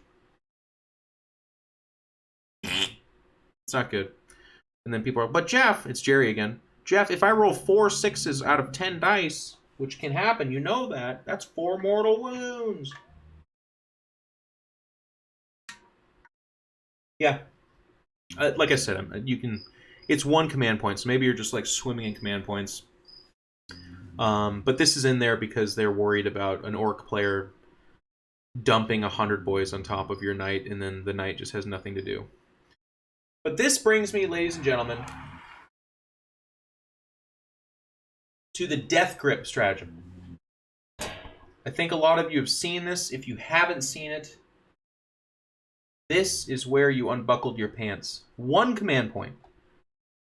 Use this stratagem immediately after fighting with an Imperial Knight model from your army that is equipped with a Thunderstrike Gauntlet, the Paragon Gauntlet, or Freedom's Hand. Resolve an additional attack with that weapon against an enemy unit within 1 inch that consists of a single model. If the attack hits, the enemy model suffers D3 mortal wounds instead of the normal damage, and is caught in a death grip. Both players roll off and add their respective model's strength characteristic to their result. If your opponent result equals or exceeds yours, the enemy model breaks free and nothing happens. Otherwise, the enemy model suffers an additional D3 mortal wounds, and both players roll off again as before. Continue to do this until either the enemy model breaks free or it is slain. Your knight's strength is 8. 8! A very strong character in this game is strength 5. You have a +3 advantage on a d6 roll. Is it possible to fail? Absolutely. Is it likely to fail? Not so much. And that's if they're strength 5. Absolutely incredible. So there is, by the way, just scenarios, like every Eldar character in existence. If they're strength 3 and you're strength 8, they would have to roll a 6 and you would have to roll a 1 in order for them to stop it from happening. If that doesn't happen, any other roll, you just kill them. D3 mortal, D3 mortal, D3 mortal. Strength 4, okay. They can roll a 6, and you could roll a 5. And now... Well, anyways, you get the idea. I'm not going to do this whole silly math thing for you, but... Strength 4, Strength 3, no chance. Strength 5, you have a +3 on them. It's absolutely ridiculous. It's so good. And then... Here's the thing, though. You've already swung. That's the part that I like about this. It's not even that it replaces your attacks or something. So this is purely just whatever has survived. And then you're like, oh, you're still there. And you reach forward and you crush them with your gauntlet. Amazing. It's so good. Absolutely in love with it. It's 1 command point. It's thematic. It's funny. It's powerful. It's good. And it buffs up something that you otherwise probably aren't taking. Like the Thunderstrike Gauntlet is not that cool. It's cool on a Gallant, I guess, because you have that in a Reaper Chainsword anyways. So you can always just swing with the Reaper Chainsword or be like, you know what, actually there's this scenario where I can use the Gauntlet now. All of a sudden it makes more sense.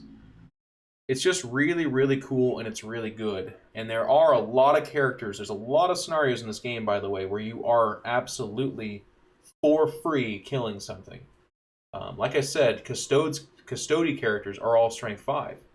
And that is a strong guy. You have a very good chance to do 2 or 3d3 mortal wounds to them. for the most part. Even if they're strength 6, that's still a +2. You know, we all know this math, so it's just absolutely, it's awesome. It's really, really awesome. I'm absolutely in love with it. It's very powerful. It's very good. But like I said, it has a, you know, you're going to be making robot sounds with your knight. You're going to be laughing. Your opponent's going to be worried about it because they know that this could be coming. Think about that Archon, like I was saying, 2+ invul save. Normally it goes right up to the knight and ties him up forever, right? Not so much. Not so much. That guy's got strength 3, so I'm going to reach down and go ahead and squeeze his body into a pulp. And the Dark Eldar player is going to be laughing right alongside you, probably, or crying. They could Agents of Vected, of course, but even then, if they're spending 3 command points to get you to not use your 1, that's a win too. I'm sorry, it's a win. Absolutely in love with it. Okay.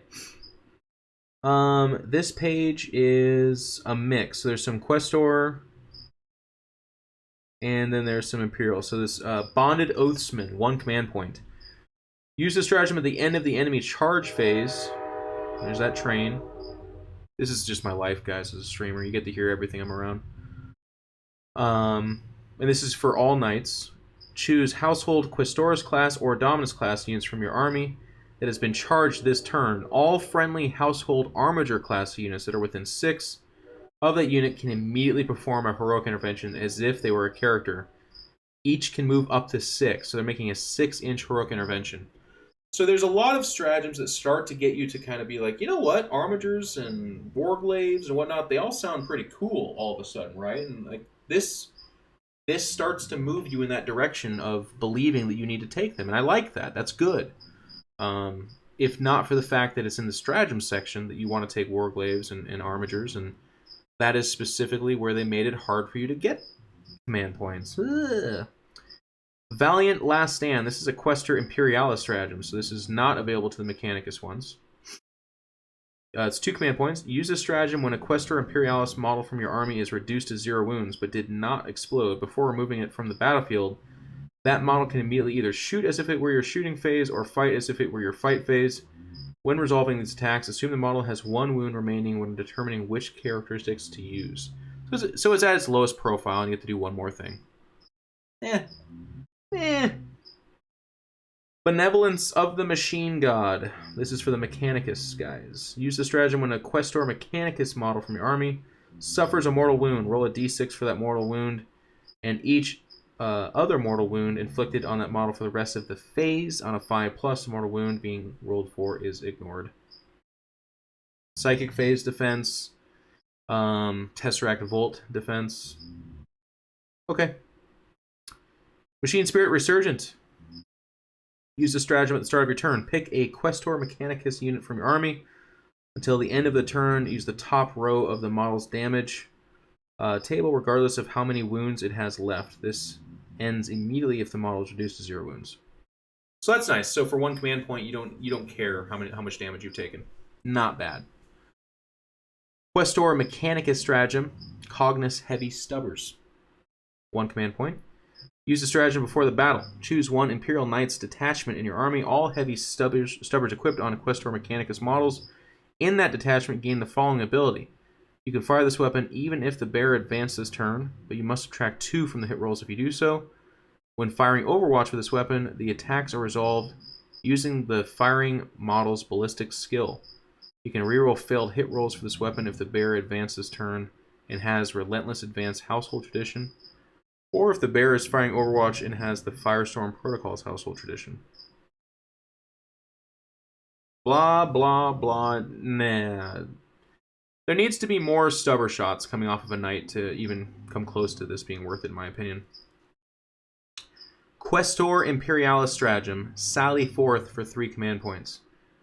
Use this stratagem during deployment. You can send 1 Questor Imperialis Questoris class or Armature class unit from your army to outflank the enemy instead of setting it up on the battlefield. At the end of your turn, at the end of your movement phase, this unit can join the battle, set it up so that it is within 6 of the battlefield edge, more than 9 away from the enemy models. You can only use this once. So not Dominus class. Can't do that. But a unit of 2 or, you know, one unit, but it's got 2 or 3, like, War Glaives in it. Okay, you're coming in hot. You're going to be 15 inches away, and you're firing 3d3 assault, you know, strength 9 minus 4 d6 damage, or whatever it was, the thermal lance. Pretty sick. And I said 15 because that's its double tap range. Slayers of Shadows, or a whole knight comes off the board edge, by the way. That's pretty amazing. Slayers of Shadows, 1 command point. This is a House Mortan stratagem. Use a stratagem in your shooting phase before choosing a House Mortan or Mortan unit from your army to shoot with it until the end of the phase. That unit ignores all modifiers, positive and negative, when making its attacks.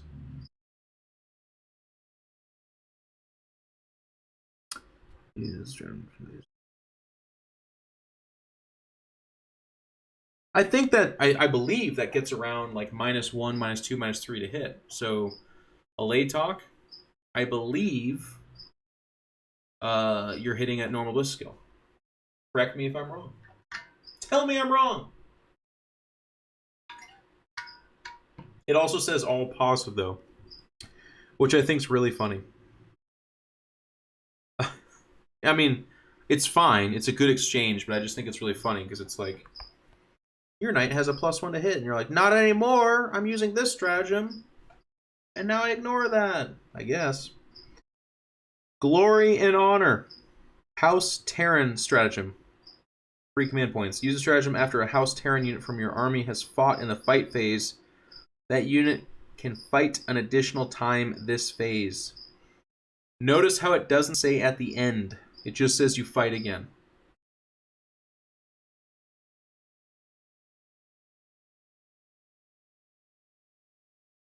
That's pretty sick. That is pretty damn sick, by the way. Is it worth taking that knight in this household for that alone? It kind of is. I'll tell you what, with a Reaper or Thunderfist Gauntlet or just Stomps, you're talking about 24 Stomps in most scenarios. Strength 8, -2, D3 damage. There isn't much in the game that gets away from that. And then if it's a big target, you go in with a Reaper Chainsword that's 8 swings at 6 damage a pop. There is, you know, that's a Baneblade gone easily. It might actually just be gone. Well, no, it's not going to be gone by the 1 swing, but it's pretty freaking dead from the 2. If not, it's at its lowest profile, and it might as well be dead. That's amazing. Absolutely amazing. Order of Companions, 2 command points. House Raven stratagem. Use the stratagem at the start of your shooting phase. Pick a House Raven model from your army. Until the end of the phase, reroll all rolls of 1 for that model. This includes hit rolls, wound rolls, damage rolls, and rolls made to determine the number of shots fired by that weapon. And make a random number of shots. That's amazing. Rerolling all 1s is huge. So you're hitting on 3s, rerolling 1s. You're wounding a lot of things with a lot of these guns on 2s. And now you're rerolling those 1s. 3d6 shots, 2d6 shots. Okay, oh no, I rolled a 1 and a 6. Well, I get to reroll that 1. Wow, it's 11 shots all of a sudden. That's a big deal. That too is possibly worth taking House Raven almost specifically for that. Obviously, if a knight can take advantage of it, that's all the better. But again, think about those missiles, right? You're hitting on 3s, rerolling 1s. Now you're wounding with a strength 10 missile against a character on a 2, rerolling the 1. And that takes the RNG of that missile and puts it through the roof. It also says all rolls of 1, so you roll a 1 for the d6 damage. Nope, get to reroll that. Yowzers. Pretty good. Our Darkest Hour.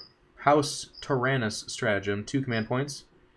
Use the stratagem when a House Tyrannus model from your army is reduced to 0 wounds but did not explode. Roll a d6 on a 4+, set the model up against again at the end of the phase, as close as possible to its previous position and more than 1 inch from any enemies, with d3 wounds remaining.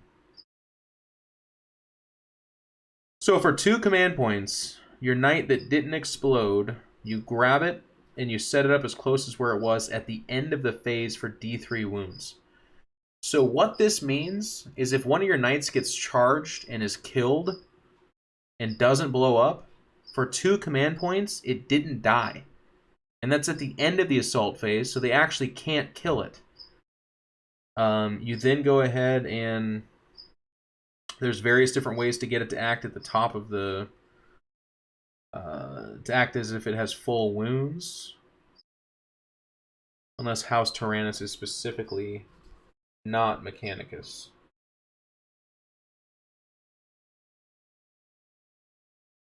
Nope, it is Mechanicus. So Mechanicus has a 1 command point stratagem where you act as if you're at full wounds. So then, after the assault phase where your knight supposedly died, you now have a full functioning knight on your turn to unleash ever-living hell into whatever killed it. And then it can just charge something as well. Specifically, that stratagem goes from like a 6 to an 11 because it says end of the phase. Amazing. It's absolutely amazing. And that one, by the way, is one that's going to catch people off guard. It's also one that you could consider... You'll have to look at the other things, but it's worth considering being like, well, I'm going to take that, right? On a knight, like a Knight Valiant, guy charges it with his Thunder Wolves or something like that, pops it, feels all proud. You're sitting there nodding, going, oh, that's too bad. End of the phase, it stands back up. And it's not in combat, by the way. It has to be 3 inches away, as close as you possibly can, more than 1 inch away. D3 wounds back, whatever, it's going to die next turn. It now goes, kills whatever the hell's right next to it, and then presumably dies shortly thereafter. But then that's when you pop the stratagem where you're like, all right, you got it this time, and it blows up. Let me read this too really closely. Use the stratagem when a House Tyrannus model from your army is reduced to 0 wounds but did not explode. Roll a d6 on a 4+, set the model up again. At the end of the phase, as close as possible to its previous position and more than 1 inch from any models. It doesn't say you can only use this once. Think about that.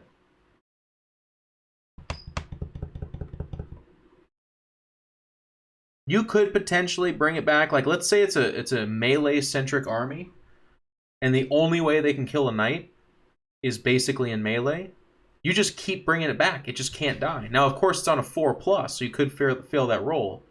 But you can also re-roll that roll. Wow. I mean, eventually you fail it, right? Like, that is what happens. But imagine, it just keeps getting back up. And if, you know, there's a lot of armies out there where you basically have one chance to jump in there and kill something like a knight. Because after that, you know, the returning fire is going to clean up that unit that could handle a knight. So I'm not saying this is the best thing ever, but, you know, there's some scenarios here where you could make your friend absolutely shit themselves.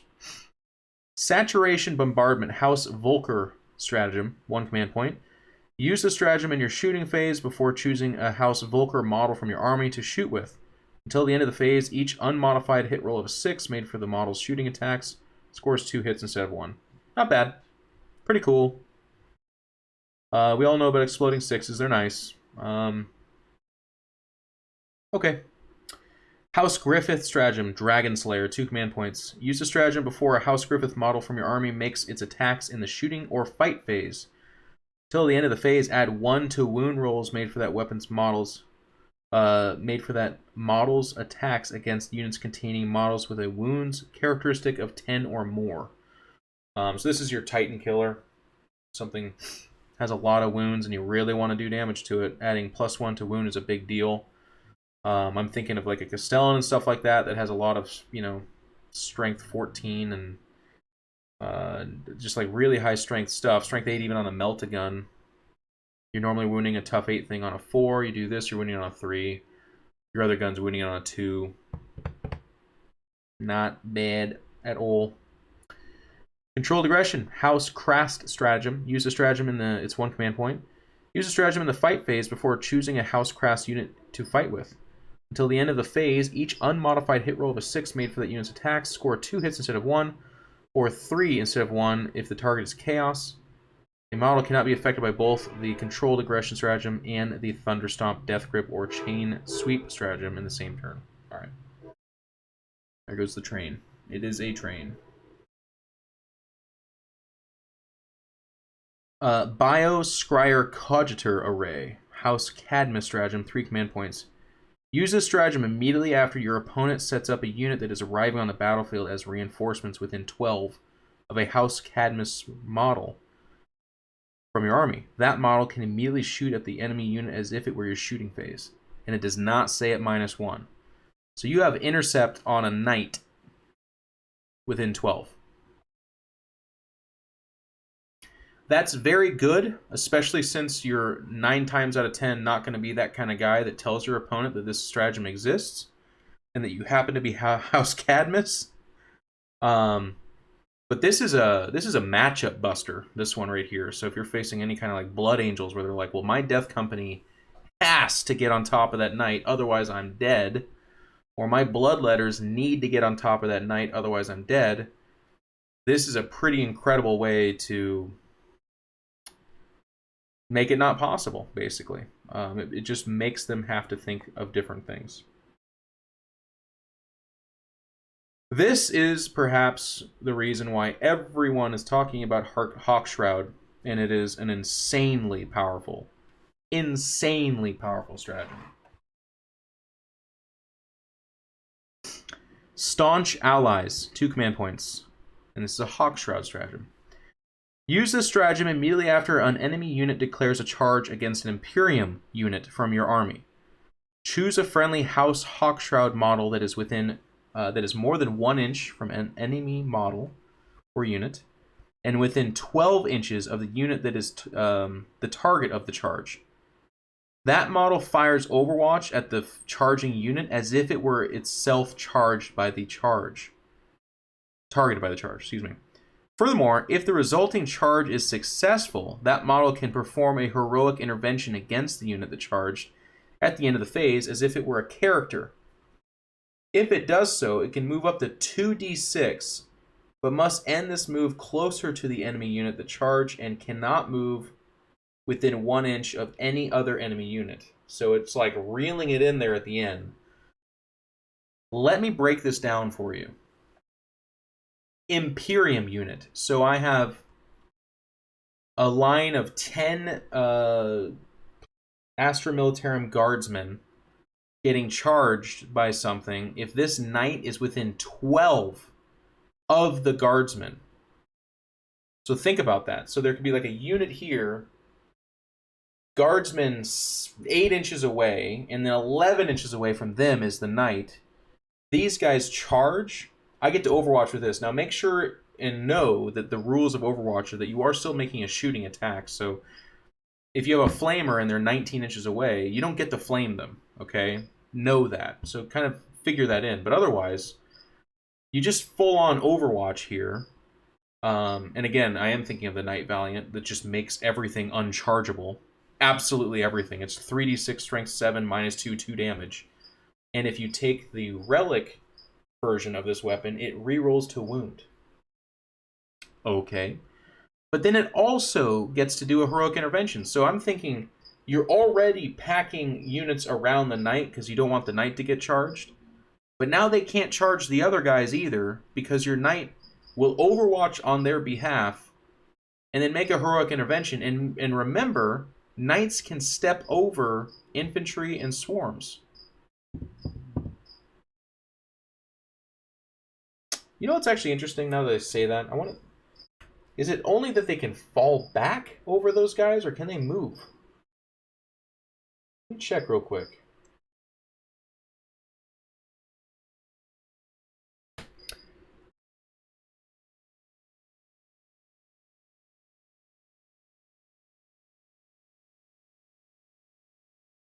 You know what? No, I kind of take that back.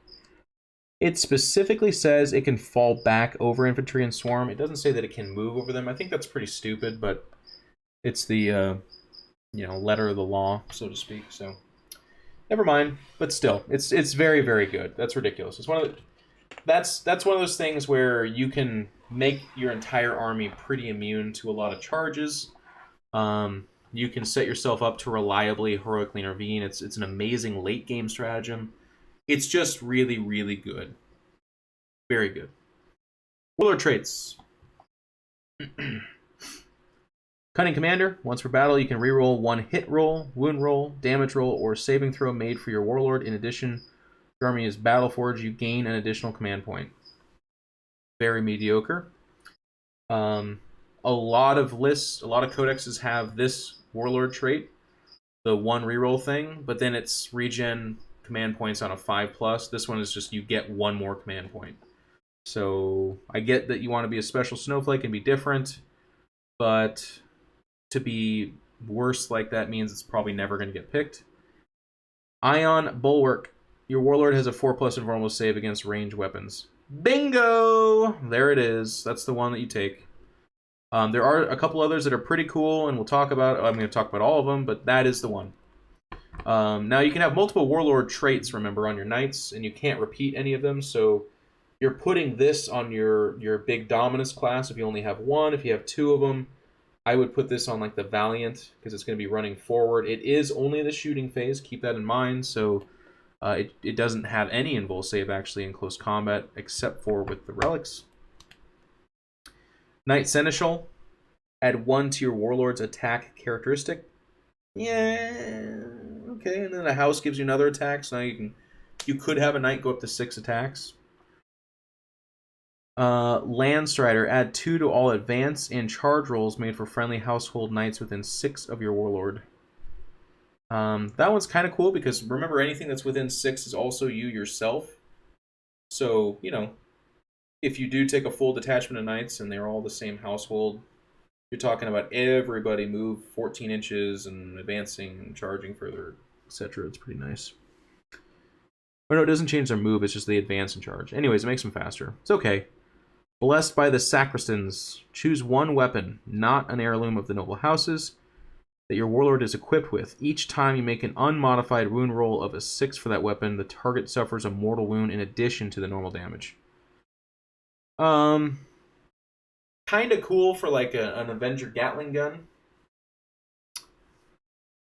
But it can't be an heirloom, it already says that, so still pretty cool. Fearsome Reputation. Enemy units must subtract 1 from their leadership characteristic whilst they are within 12 of your Warlord. Whilst they are within 6 of your Warlord, subtract 2. Pass. And then you get to the Household Warlord traits.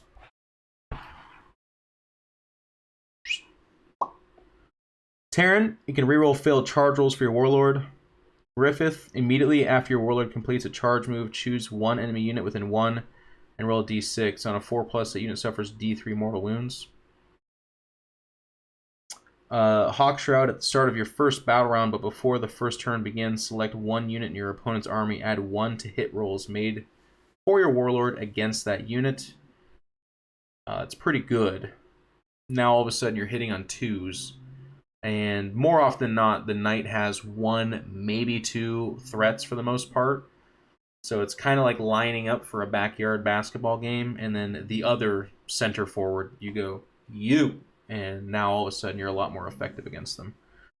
Probably shouldn't use sport analogies here, but for the 3 of you that got that, there you go. And it doesn't even really make sense, because what does pointing at the center forward even do for you? Cadmus. Reduce all damage suffered by your Warlord in the fight phase by 1 to a minimum of 1. Mortan. Subtract 1 from hit rolls for attacks that target your Warlord at a range of more than 18. Baller. This is your -1 to hit. It is a Warlord trait. Obviously, there's no bubble and there's no access to any other -1s to hit. But a -1 to hit on a Knight is a big deal. The amount of weapons that your Knight is worried about are already limited. And more often than not, they don't have a lot of shots. So all of a sudden, those 3 last cannons, instead of hitting on 3s, are now hitting on 4s. Raven. Add 1 to saving throws made for your Warlord against attacks that have an AP characteristic of 1, or -1, excuse me. It's not affect invulnerable save throws. Okay. Tyrannus. Each time you make a wound roll of a 6+ for your Warlord in the shooting phase, the AP of that attack is improved by 1. Pass. Crast. Reroll hit rolls of 1 for your Warlord. And that's awesome. That's a big one. Just reroll hit rolls of 1. So, I mean, there's a lot of... I mean, that's close combat and shooting. all of a sudden that plasma gun becomes incredibly reliable. It's a lot less likely to cause you wounds. Everything is infinitely more accurate. It's a big deal. Adamantium Knight, Volker. Wound rolls of 1, 2, or 3 made for attacks against your Warlord always fail, even if the attack has a strength characteristic higher than your Warlord's toughness characteristic. So, this is interesting. People were talking about this. Obviously, ignore the wound roll of 1. There's nothing in the game that wounds you on a 1. It's just not even possible. You always fail. The 2 is actually applicable, although rare. So that's the really, really big guns in the game, or something scary in close combat, like a Magnus or something that's strength 16. Would be wounding you on a roll of a 2. This guy wouldn't even get hurt by the 3, so you at least have to roll a 4. So then you're thinking about it in terms of strength 9 and up weapons that typically would wound you on a 3, now need a 4. It's a big deal. I don't know the math on this in terms of is it better than -1 to hit or some of these other defensive abilities, but it's very, very good. One of the kind of things to keep in mind is that Warlord traits are selected at the table, so you don't have to write it on your list and keep it forever. So in a lot of situations, you're going to take Ion Bulwark, which is just available to all knights. But as long as you are House Volker, which you do have to keep as part of your list, then you can be like, nope, not Ion Bulwark. Instead, it's going to be this, Adamantium Knight. And it's worth kind of thinking about it in those terms. It's a really interesting one. It's very good. Only being wounded on a 4+ is a huge modifier. And the fact that it also works in close combat is a pretty big deal. So keep that in mind. Heirlooms of the noble houses. So I'm not going to go through all of these. I want to go through a couple of the good ones, and we'll just touch on them a little bit briefly. Sanctuary is the 5+ invul, but it's in close combat and melee. Or, excuse me, shooting.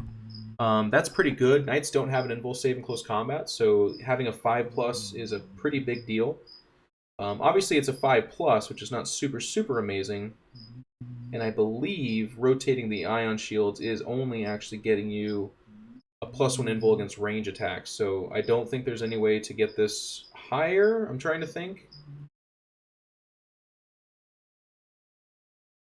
I don't think there is. But maybe there is, and someone's like, no, Jeff, it's totally this thing. Either way, that's not bad. Ravager. This is going to replace your chainsword. It's strength +8. So you do get to that strength 16, which means you're wounding tough 8 things on a 2. Still AP -4 and still damage 6. Reroll hit rolls of 1 for this weapon. If the bearer has the Cold Fury Household Tradition, you can instead reroll all failed hit rolls for this weapon. So it's more accurate. It's stronger, so that's pretty good. The Paragon Gauntlet, strength ×2, -4, 8 damage, so a little bit more damage. I think that's about it. 2 more damage on it. I think that's all it has. Armor of the Sainted Ion. The knight has a save characteristic of 2. So again, with cover, that becomes a 1-up. Which means anything that has -1 on it or something like that, you're still getting that 2-up. Or if it's -2, you're getting a 3-up. It's okay. The thing is, again, knights are getting shot at by a lot of stuff that are higher AP and higher damage, so the 2-up doesn't really help you out that much. It's still, you know, the nice thing about relics, again, is you're not fixed on this. It's not built into your codex, or into your list, excuse me, so you can kind of just be like, oh, wow, this guy's got a lot of DACA, a lot of heavy bolters. I'm going to go ahead and take the Armor of the Sainted Ion. Endless Fury is the different Gatling gun. It has 2 extra shots.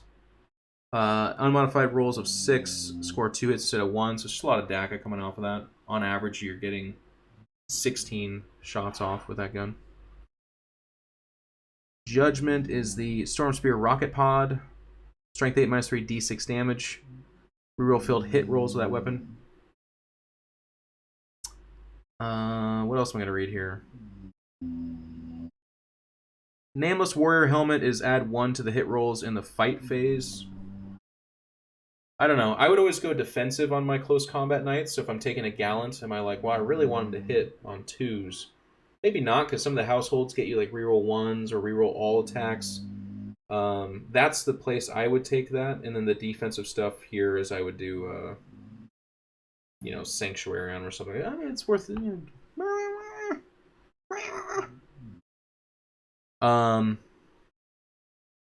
Trader's Pyre.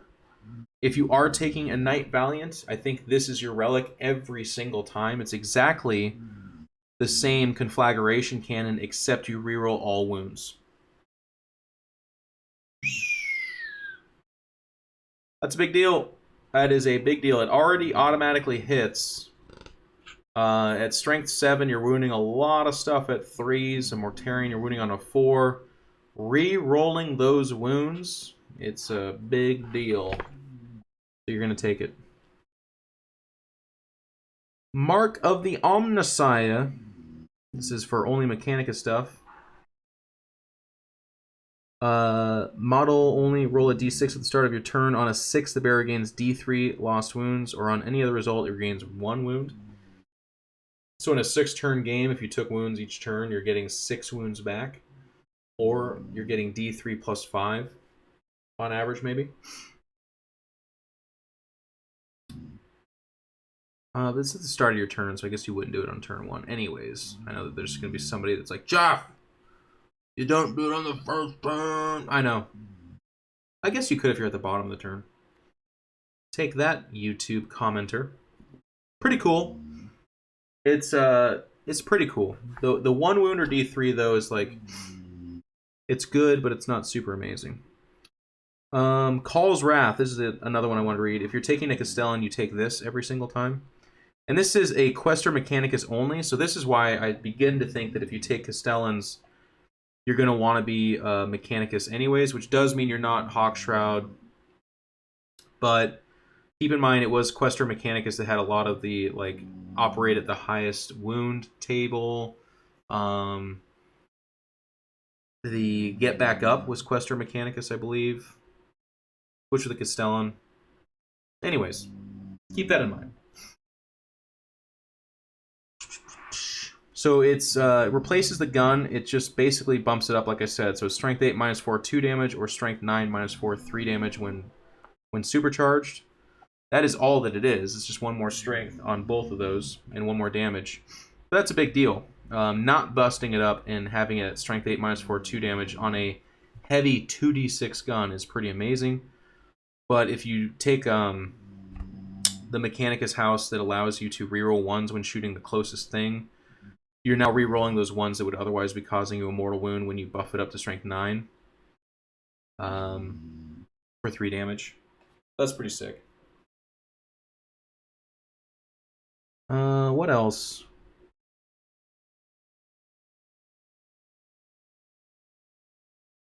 Mark of the Lance.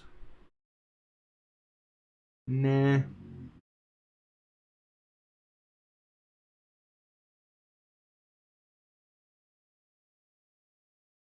Yeah, that's about it.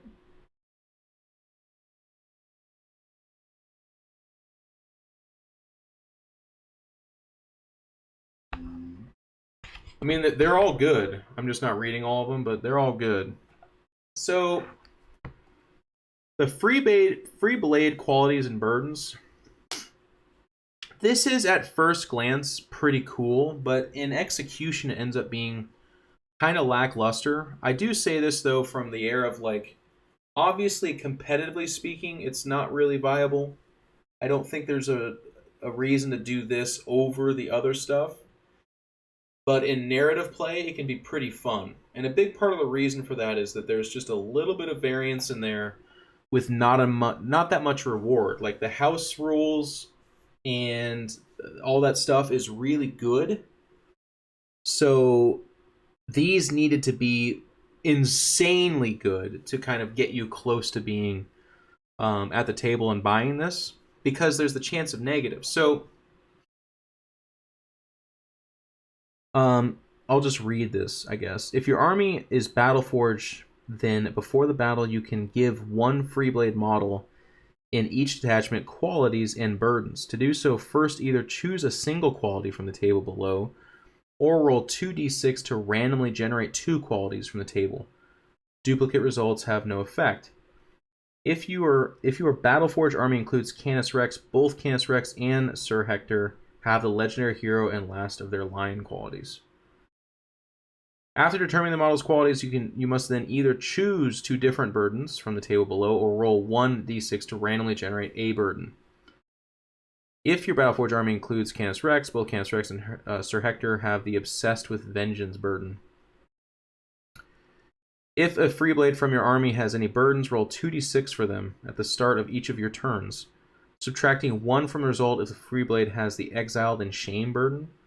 If the result is less than that Freeblade's leadership characteristic, their burdens do not apply that turn. If the result equals or exceeds their leadership characteristic, then their burden apply until the start of your next turn.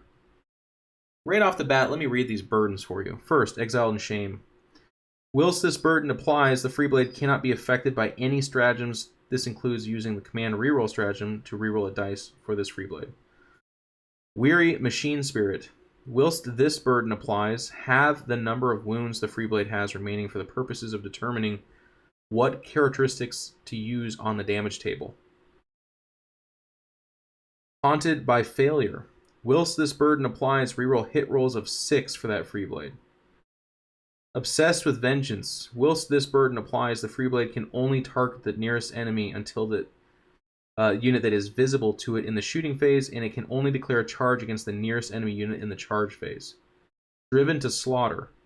Whilst this burden applies, the Freeblade cannot fall back, and its ballistic skill characteristic is changed to a 6. Impetuous Nature. Whilst this burden applies, every move that the Freeblade makes must make it closer to the nearest enemy model, and unless it is already within 1 inch of an enemy unit, it must declare a charge against every enemy unit that is within 12 inches of it in the charge phase. So, it's not like any of these auto-kill you, but they're all pretty damn bad. Like, a lot of these are, you now don't have a choice, you're shooting at 1 in 6 effectiveness, you are operating at one of your lowest category. It's just really bad stuff. Now you have to roll equal to or greater than your leadership, and I believe all knights are leadership 9. Yep. On a 2 dice. If it just said more than, okay, so it's a 10, 11, or 12, so it's not as bad. But at 9, 10, 11, or 12, it's gonna happen. It's just gonna happen. Now you can reroll it, right? You can use a command point to reroll it. But damn. So that's the bad news. What's the good news, Jeff? Well, you can have last of their line. Reroll hit rolls of 1 for the Freeblade's attacks against units containing 10 or more models. But Jeff, I thought we already had reroll 1s throughout the Codex. We do. Sworn to a Quest. Reroll hit rolls of 1 for this Freeblade when it targets the enemy Warlord. If this Freeblade is within range of an objective marker, as specified in the mission, it controls that objective marker even if there are more enemy models within range. And then it goes on to say, unless they also have objective secured. So that's your knight having objective secured, and rerolling hit rolls of 1 against the Warlord. Mysterious Guardian. This Freeblade can perform heroic interventions as if it were a character. It can do so if any enemy units are within 6 of it. And it gets to move up to 6. We already have that elsewhere. Peerless Warrior. When this quality is chosen or generated, roll a d6 on a 1 through 3, add 2 to the Freeblade's move characteristic on a 4 through 5, improve its weapon skill by 1. On a 6, improve its ballistic skill by 1.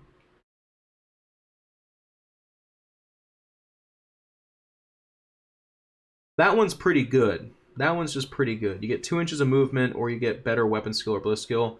The RNG here obviously sucks. If you're like a Knight Castellan, you really don't care about your freaking weapon skill getting better. But if you roll at 6 and your ballistic skill becomes 2+, you're like, I guess I'm just gonna kick your ass now. Likewise, the movement's not super big deal, but if you get that on like a Gallant or something like that, you're like, damn, this is amazing. So that's fun. I wish more of them were like that one. Indomitable. Add 1 to this Freeblade's wounds and leadership characteristic. It's leadership as well, Games Workshop?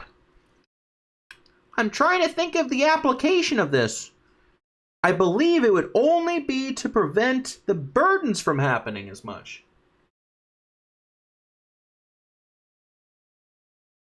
Right? Because where else are you using this? You don't have a unit of 3 knights, and you didn't lose 2 of them. And even then, you're leadership 9, so you can't lose another knight in a unit, but I'm just going to stop that analysis because it doesn't exist. And add 1 to their wounds, so you go from 24 to 25. 28 to 29. Oh my god. It should have been a lot more of like the Peerless Warrior, where it's like that stat line, which is really unexciting, but then it says roll a dice, and on a 6, add 3 wounds to it, and you give a 6-inch Fearless bubble, or something. Something to get excited about. Legendary Hero. Once per battle round, you can reroll a single hit roll, wound roll, or damage roll, charge roll, or saving roll for the free blade.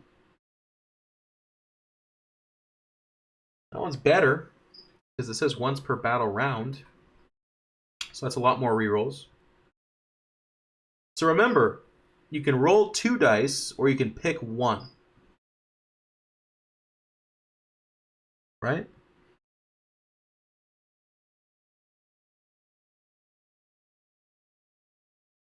Yeah. So any one of those really changing your world? No. Any one of those worth taking over all of the household stuff that you get access to otherwise? No. Um,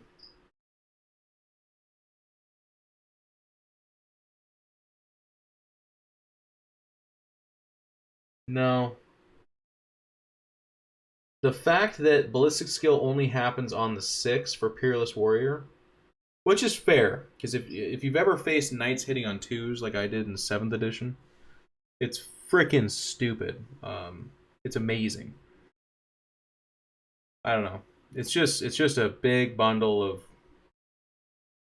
ugh. So then we get to the points values. Canis Rex, which is a named character, keep that in mind. Barrison, stop. 450 points. Not bad. Also not great. Now remember, he has a slightly stronger Thunder Gauntlet. He has the last gun, which is like alright, but not super amazing. And then that is it. I think he's got a couple of stubbers or something. Just not really that amazing. Is there a reason to take him? I don't think so. I don't think so. Helverins are 170. So with a melting gun, they're 184. I was correct on that. Or with a stubber, they are 174.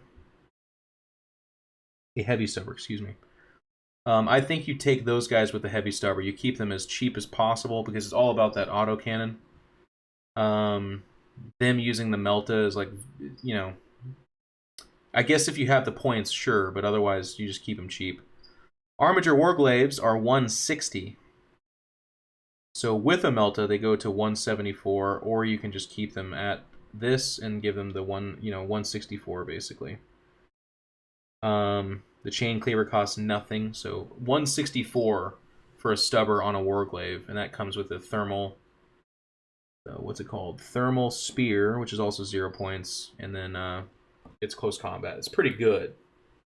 Pretty dang good. 164 points. It's 4 points more than a shield captain. Obviously, those are, apples and oranges, but for Pete's sakes, man, they both move 14. It's amazing.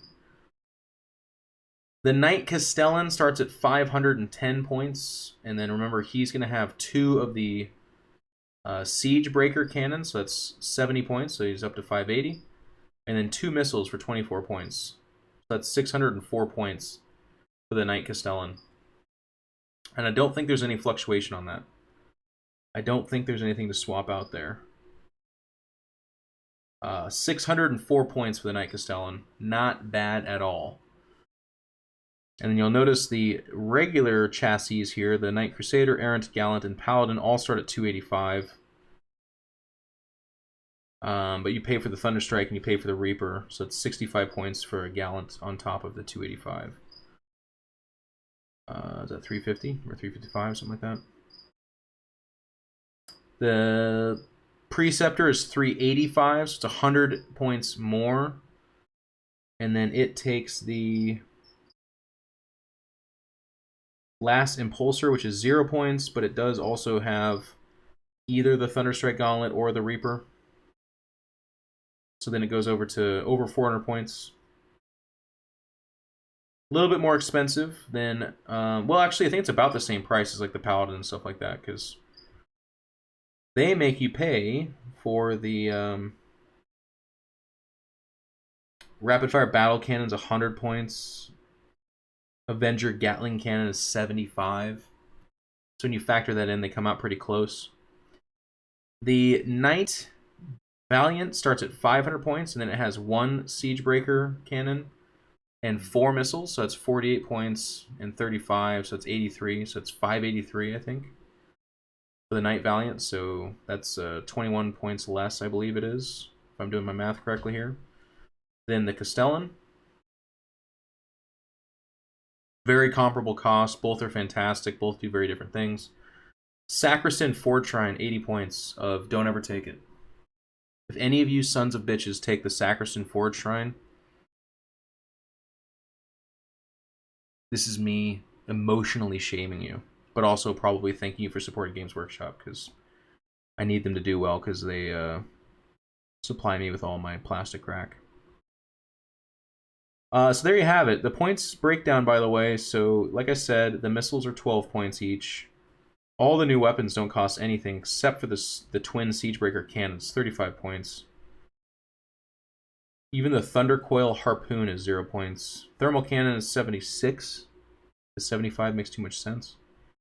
Storm Spear Rocket Pod is 45. Battle Cannon's 100. Multi-lasers are 10 points. I don't think you'll ever take that. Multi-guns are 17. Oh, I think I've been saying 14 points for that. It's 17. Yeah. Barristan. I don't know if you guys can hear him just flapping his mouth. And that's it. That is the Imperial Knight Codex. Done. So I will just go ahead and kind of give you my final thoughts. Go ahead and ask some questions in the chat. I will come around to them here in a second if you guys have any. If not, this will be posted to YouTube ASAPly, and you guys can enjoy it forever. And I will be reading the comments there and hanging out with you guys. But this Knight Codex is phenomenal. It's really, really good. A Castellan for 604 points, or a Valiant at 583 points is just a single drop into an Imperium list of badassery. You take the Iron Bulwark Warlord trait for a 4+ invul against shooting attacks. Rotate Iron Shields for a 3 command point stratagem, and now you have a 3+ on a toughness 8, 28 wound monster. And you can reroll the odd failed saves that you make in there with your just, command point reroll. That in and of itself doesn't make it the most incredible thing ever, but you start thinking about things like Tau, Eldar shooting, that kind of stuff, and they just don't have an answer for that. A lot of their strongest shots are strength 8, so they're already wounding on 4s, and then you have access to a 3++. You have ways of making a -1 to hit. You have ways of ignoring the damage they take, so then it becomes a question of the damage that does eke through, can they survive the retaliation and continue to deal the damage? I would tell you a lot of times no. Some of the lists that I've written so far are just so fun to me. I have a Knight Castellan list and a Knight Valiant list. Those kind of interchange with Custodians. It's fine. You drop in the Guard 180 point detachment, but you can play around with the points there if you like. And then right now I'm doing a Trahan Patrol with a unit of 10 Wardens. Oh no, I guess Patrol is 1 infantry squad, so I'm doing 10 Custodian Guardian Spears and Trahan, and they deep strike in. And that's just a unit of absolute badassery that they have to deal with, while also having to deal with a 3++ Castellan or Valiant that's dropping wounds on them right and left. And that list wouldn't be that good if not for the fact that the Guard detachment gives you fantastic backfield scoring. And that's what's got me really excited, is just that I'm going to be constantly sitting back there with 30+ bodies. And they are priority like 9 for what to fight. So I'll have a unit of guys with 30 wounds and then Trahan behind them on a toughness 5, 2-up save, 4++ chassis that they have to deal with, or there's a knight bounding down on them that they have to deal with. Do I think that that's mega top tier and going to win the world? I don't think so, but it's really fun and it's very good. But then there's just like the amazing stuff you can do, like a knight or 2, an assassin detachment, and then like 600 points of guard. And that's just a really good list. So a basilisk or 2, a couple of heavy weapons teams. Stop. Holy cow, he's like here just to sing with his mouth. No more. And then, you know, guard bodies with a knight. Knights are different from what they were in 7th edition. This damage output for 600 points is ridiculous. And the stratagems that they have push them over, like I said. There's a whole bunch of, like, the way you deal with knights becomes a problem. Then there's the gatekeeper list that you can make too, like triple Gallant, just running at you, advancing, and still being able to charge is a gigantic deal. Getting +2 on the charge and +2 on the advance, and then also re-rolling to charge. Oh my god. You know, and that's 72 wounds of toughness 8 3-up save coming at you. And oftentimes a lot of lists are like, if a knight makes contact into your list, you're dead. So this is going to change the meta. You're going to have to bring anti-tank again. There's going to need to be some answer for this, and even if you do bring anti-tank, the 3++, if it goes hot, is ridiculous. They have defense against mortal wounds as well. The Questor Mechanicus ones in particular do. And then even if they don't have defense against mortal wounds, they have access to stratagems that just let them act as if they are still at the top tier. So this is going to change stuff. They're amazing, and I'm really excited. They're gorgeous models, by the way. The Valiant and the Castellan. I was at first kind of a hater because they're not that different from the normal Knight chassis, but I actually have just come around to the slightly different head, the different shoulders, and just the weapons coming off of everything is just cool enough that I'm really excited. So let's take a look at some of these questions we got in the chat here.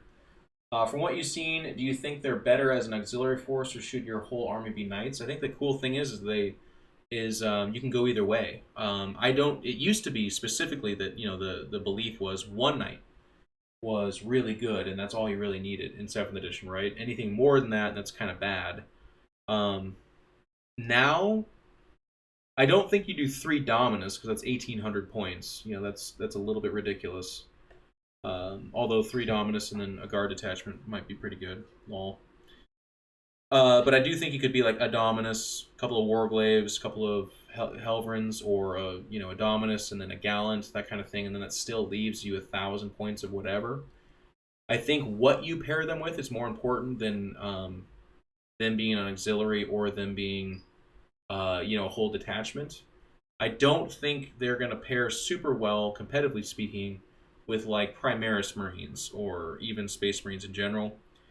They're still good, but they're very point dense. 600 points, and Imperial like Space Marine lists already suffered from lack of bodies. I think they take guard lists and they tip them over into a really strong category. I don't think they necessarily pair super well with Custodes, but they pair better with Custodes than they do Space Marines, I think, because the Custodes do a really good job of making it so that melee is not an issue. Because that's one of the things. They don't have an invul save in close combat. So There are some, like a shield, like a Blood Angel captain, can actually almost drop a knight by himself. And almost certainly can if he swings twice, which he almost certainly will. Either just by being alive and swinging twice, or dying and then swinging after he dies. That's amazing. So that's a little 140 point guy or whatever, 150 point guy dropping a 600 point knight to give you an idea of the vulnerability they have as well. How will the Codex influence the meta? Well, like I was saying, you're going to have to bring some anti-tank. You're going to have some assault. What's the cheapest big knight I can get on the table? It's the Gallant. It's about 350 points. You expect there to be a lot more super heavies because of this, like Shadow Swords and Magnus, etc. I think we were already heading in that direction. But now with knights, you're going to see twice as much, if not 3 times as much, so yes. Is there a way to enable super heavy auxiliary knights to gain household rules at all with stratagems? Believe so. That I'm not as confident telling you a yes or no on. I believe with auxiliary you still get it, but read it closely. Someone in the YouTube comments, please answer that. I would love to know myself as well. Otherwise, I'm taking 2 War Glaives and a Castellan in a lot of my list. But that's fine.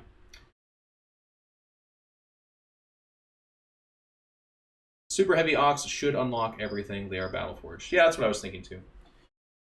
T8, 28, 8 wounds, 3++ still isn't amazing. A single squad of a blitz that gets damage 3, veterans, rerolls, shoot twice, can destroy it in 1 turn alone.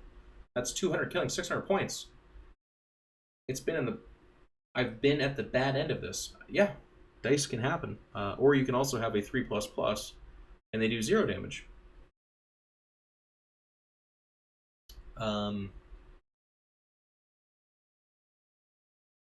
If you measure this entire game off of what a blitz rolling all 5 and 6s can do to you, you're going to have a bad time. If there's a dude in that, there's no way they have legs. They do.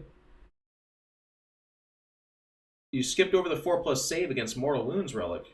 Great against certain lists. Yep. Well said. Do you think the 170 point armatures with autocannons are a great gunline backbone to elite armies like Deathwatch? No, I don't think great. They're good.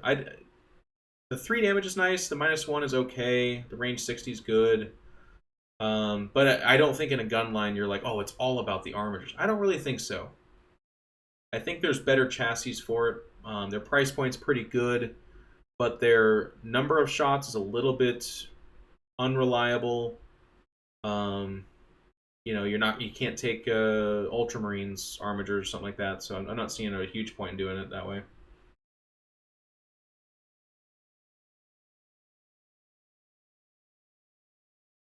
As Nick said, if you take 1 big monster, who's stupidly powerful. That's not incorrect, RBD. I once played Nick Nanavati with my War Convocation list, and he too underestimated what a knight can do. And then I tabled him on half a turn and won the game. So you can take that, cram as much dice as you can into your butthole, and spin. I'm just kidding. Don't actually do that. That'd be unhealthy. Is Guard just better than AdMech right now with these things? I don't know. We'll have to wait and see. AdMech has a lot of... you can get Canticles on your knights, and then you can also repair knights really easily with the cheap HQ from AdMech, so there's some really good synergy there. And the Canticles on your knights are pretty freaking baller. There's some really... I mean, you can get reroll 1s, you can get +1 to your cover save, all kinds of stuff, so there's like... There's some really good stuff there. Custodes, Marines, not so much. Limited bodies for the Marines. Massive points investment for Custodes. Yes and no. Like I said, it depends on what you're doing. If you're doing a battalion of Custodes and a Knight, I mean, the troop choice alone just put you with the Knight at 1,000 points. So no, you can't do a Custody battalion with it. But for instance, my patrol that I'm talking about, Trahan's 250, and then 10 Spear Guys is 520 points. That's 770.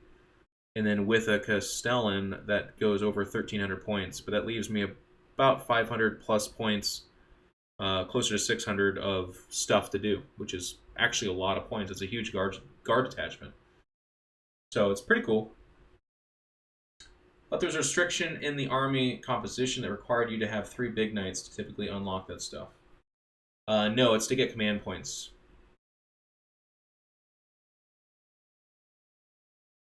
How do NIDs deal with them? Well, Strength 8, you know, Impaler cannons is still pretty okay. Monstrous Raining Claws are good in close combat because you're very reliably going to be doing close to 10 damage. You're going to probably die after that, which sucks. It's tougher for NIDs. Do you think anything in this codex will pair well with elite armies? I believe we already said no, but I want to double check. Well, like I said, I actually like my Custody stuff with it, but I haven't played any games, so I'm saying that now, but maybe later I'm like, this is the worst thing in the world.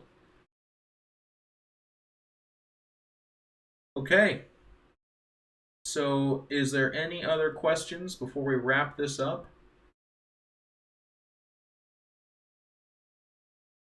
And then, like I said, I invite all of you to continue to ask and comment and discuss on the YouTube video. And RVD's points stand pretty good, I think. We'll have to wait and see. The idea that a knight isn't quite good enough for 600 points, therefore they're terrible, is something I would heavily advise you to steer clear of. Because that kind of thinking doesn't really function in Warhammer. The idea that, like, there are something that can kill it, therefore it's bad. You can't do that in 8th edition. You can't think in those ways. Because everything in this game in 8th edition is killable. Especially when given a scenario where the really good unit that, you know, every codex has like 1 or 2 of is rolling its highest numbers and you're apparently failing all of yours. Yeah, there's nothing. There's nothing you can talk about. Eggs in one basket problem? I disagree. Again, 600 points. And the other side of this argument is like, what wouldn't be? Like, what would a Castellan Knight be? 500 points? Nah, it's still too much. 425 points. You would see nothing but knights. You'd never see anything else.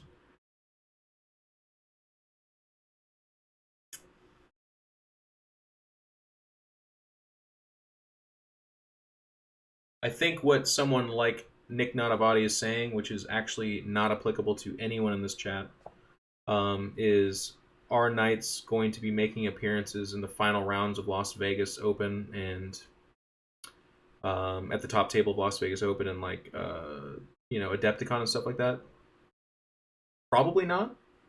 I think if you look someone in the eye and say 100% they won't, I think you will find yourself in a very silly situation where you're again being overly dramatic, because I think they could. But the idea of something being the eggs in one basket concept, I guess, in 8th edition, yeah, you could run into a bad matchup and have a problem with that. But I hear the like, people always told me that about Swarmlord too. They're like, nope, too much points. You can get targeted and killed. And I was like, well, I feel like that approach to Warhammer is really simplistic and bad. And I actually, in practice, found him to be overwhelmingly good in my lists. And guess what? Now you don't see Terran lists without him, because it turns out that double move and being able to move 18 inches and absolutely annihilate somebody in close combat is pretty good, actually. I think with Knights you're going to find that to be similar as well, where they're like, actually it turns out that with a 3++ and you get to re-roll one of those wounds, and I put everything into it, and I do half damage to it, but with a certain stratagem or house rule, it still functions at top tier, and then the return fire kills everything I just shot at it. Oh, that was actually pretty good. Somebody would be like, well, yeah, but I run Tzeentch Demon Princes with Ahriman and a Shaman, and then 3 Nurgle Princes, and that is on average 12d3 mortal wounds. That'll kill your knight. Which is like a weird way to think about Warhammer again, because you're like, I guess I don't have a Calexis, or I don't have infantry squads in front of that stuff. Like, it just, the game doesn't really work like that.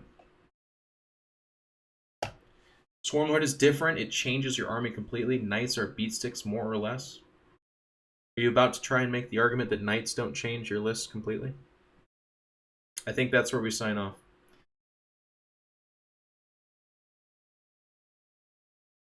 I don't want to I don't want to take everything RVD says and roll my eyes so hard that I knock one of my retinas out of my head, I suppose. So that's it. So thank you guys so much for tuning in. If you're watching this on YouTube, do me the favor of clicking that like button or whatever the frog it is. Subscribe, I guess, to the channel. I'll be doing more of these. But getting some kind of, traction would be really nice, and doing Warhammer content requires that people are interested in it. So let me know if you are. And then if you're here listening to me on my Twitch channel, similar kind of stuff, make sure and consider following the channel or giving me your Twitch Prime or whatever. All that kind of stuff is appreciated. So that's going to do it. I'm going to close this down. It'll be up on YouTube, and I will see you guys soon. Thank you so much for tuning in. You guys have a great day, night, morning, whatever it is. Yeah, Bearson. Yeah, buddy.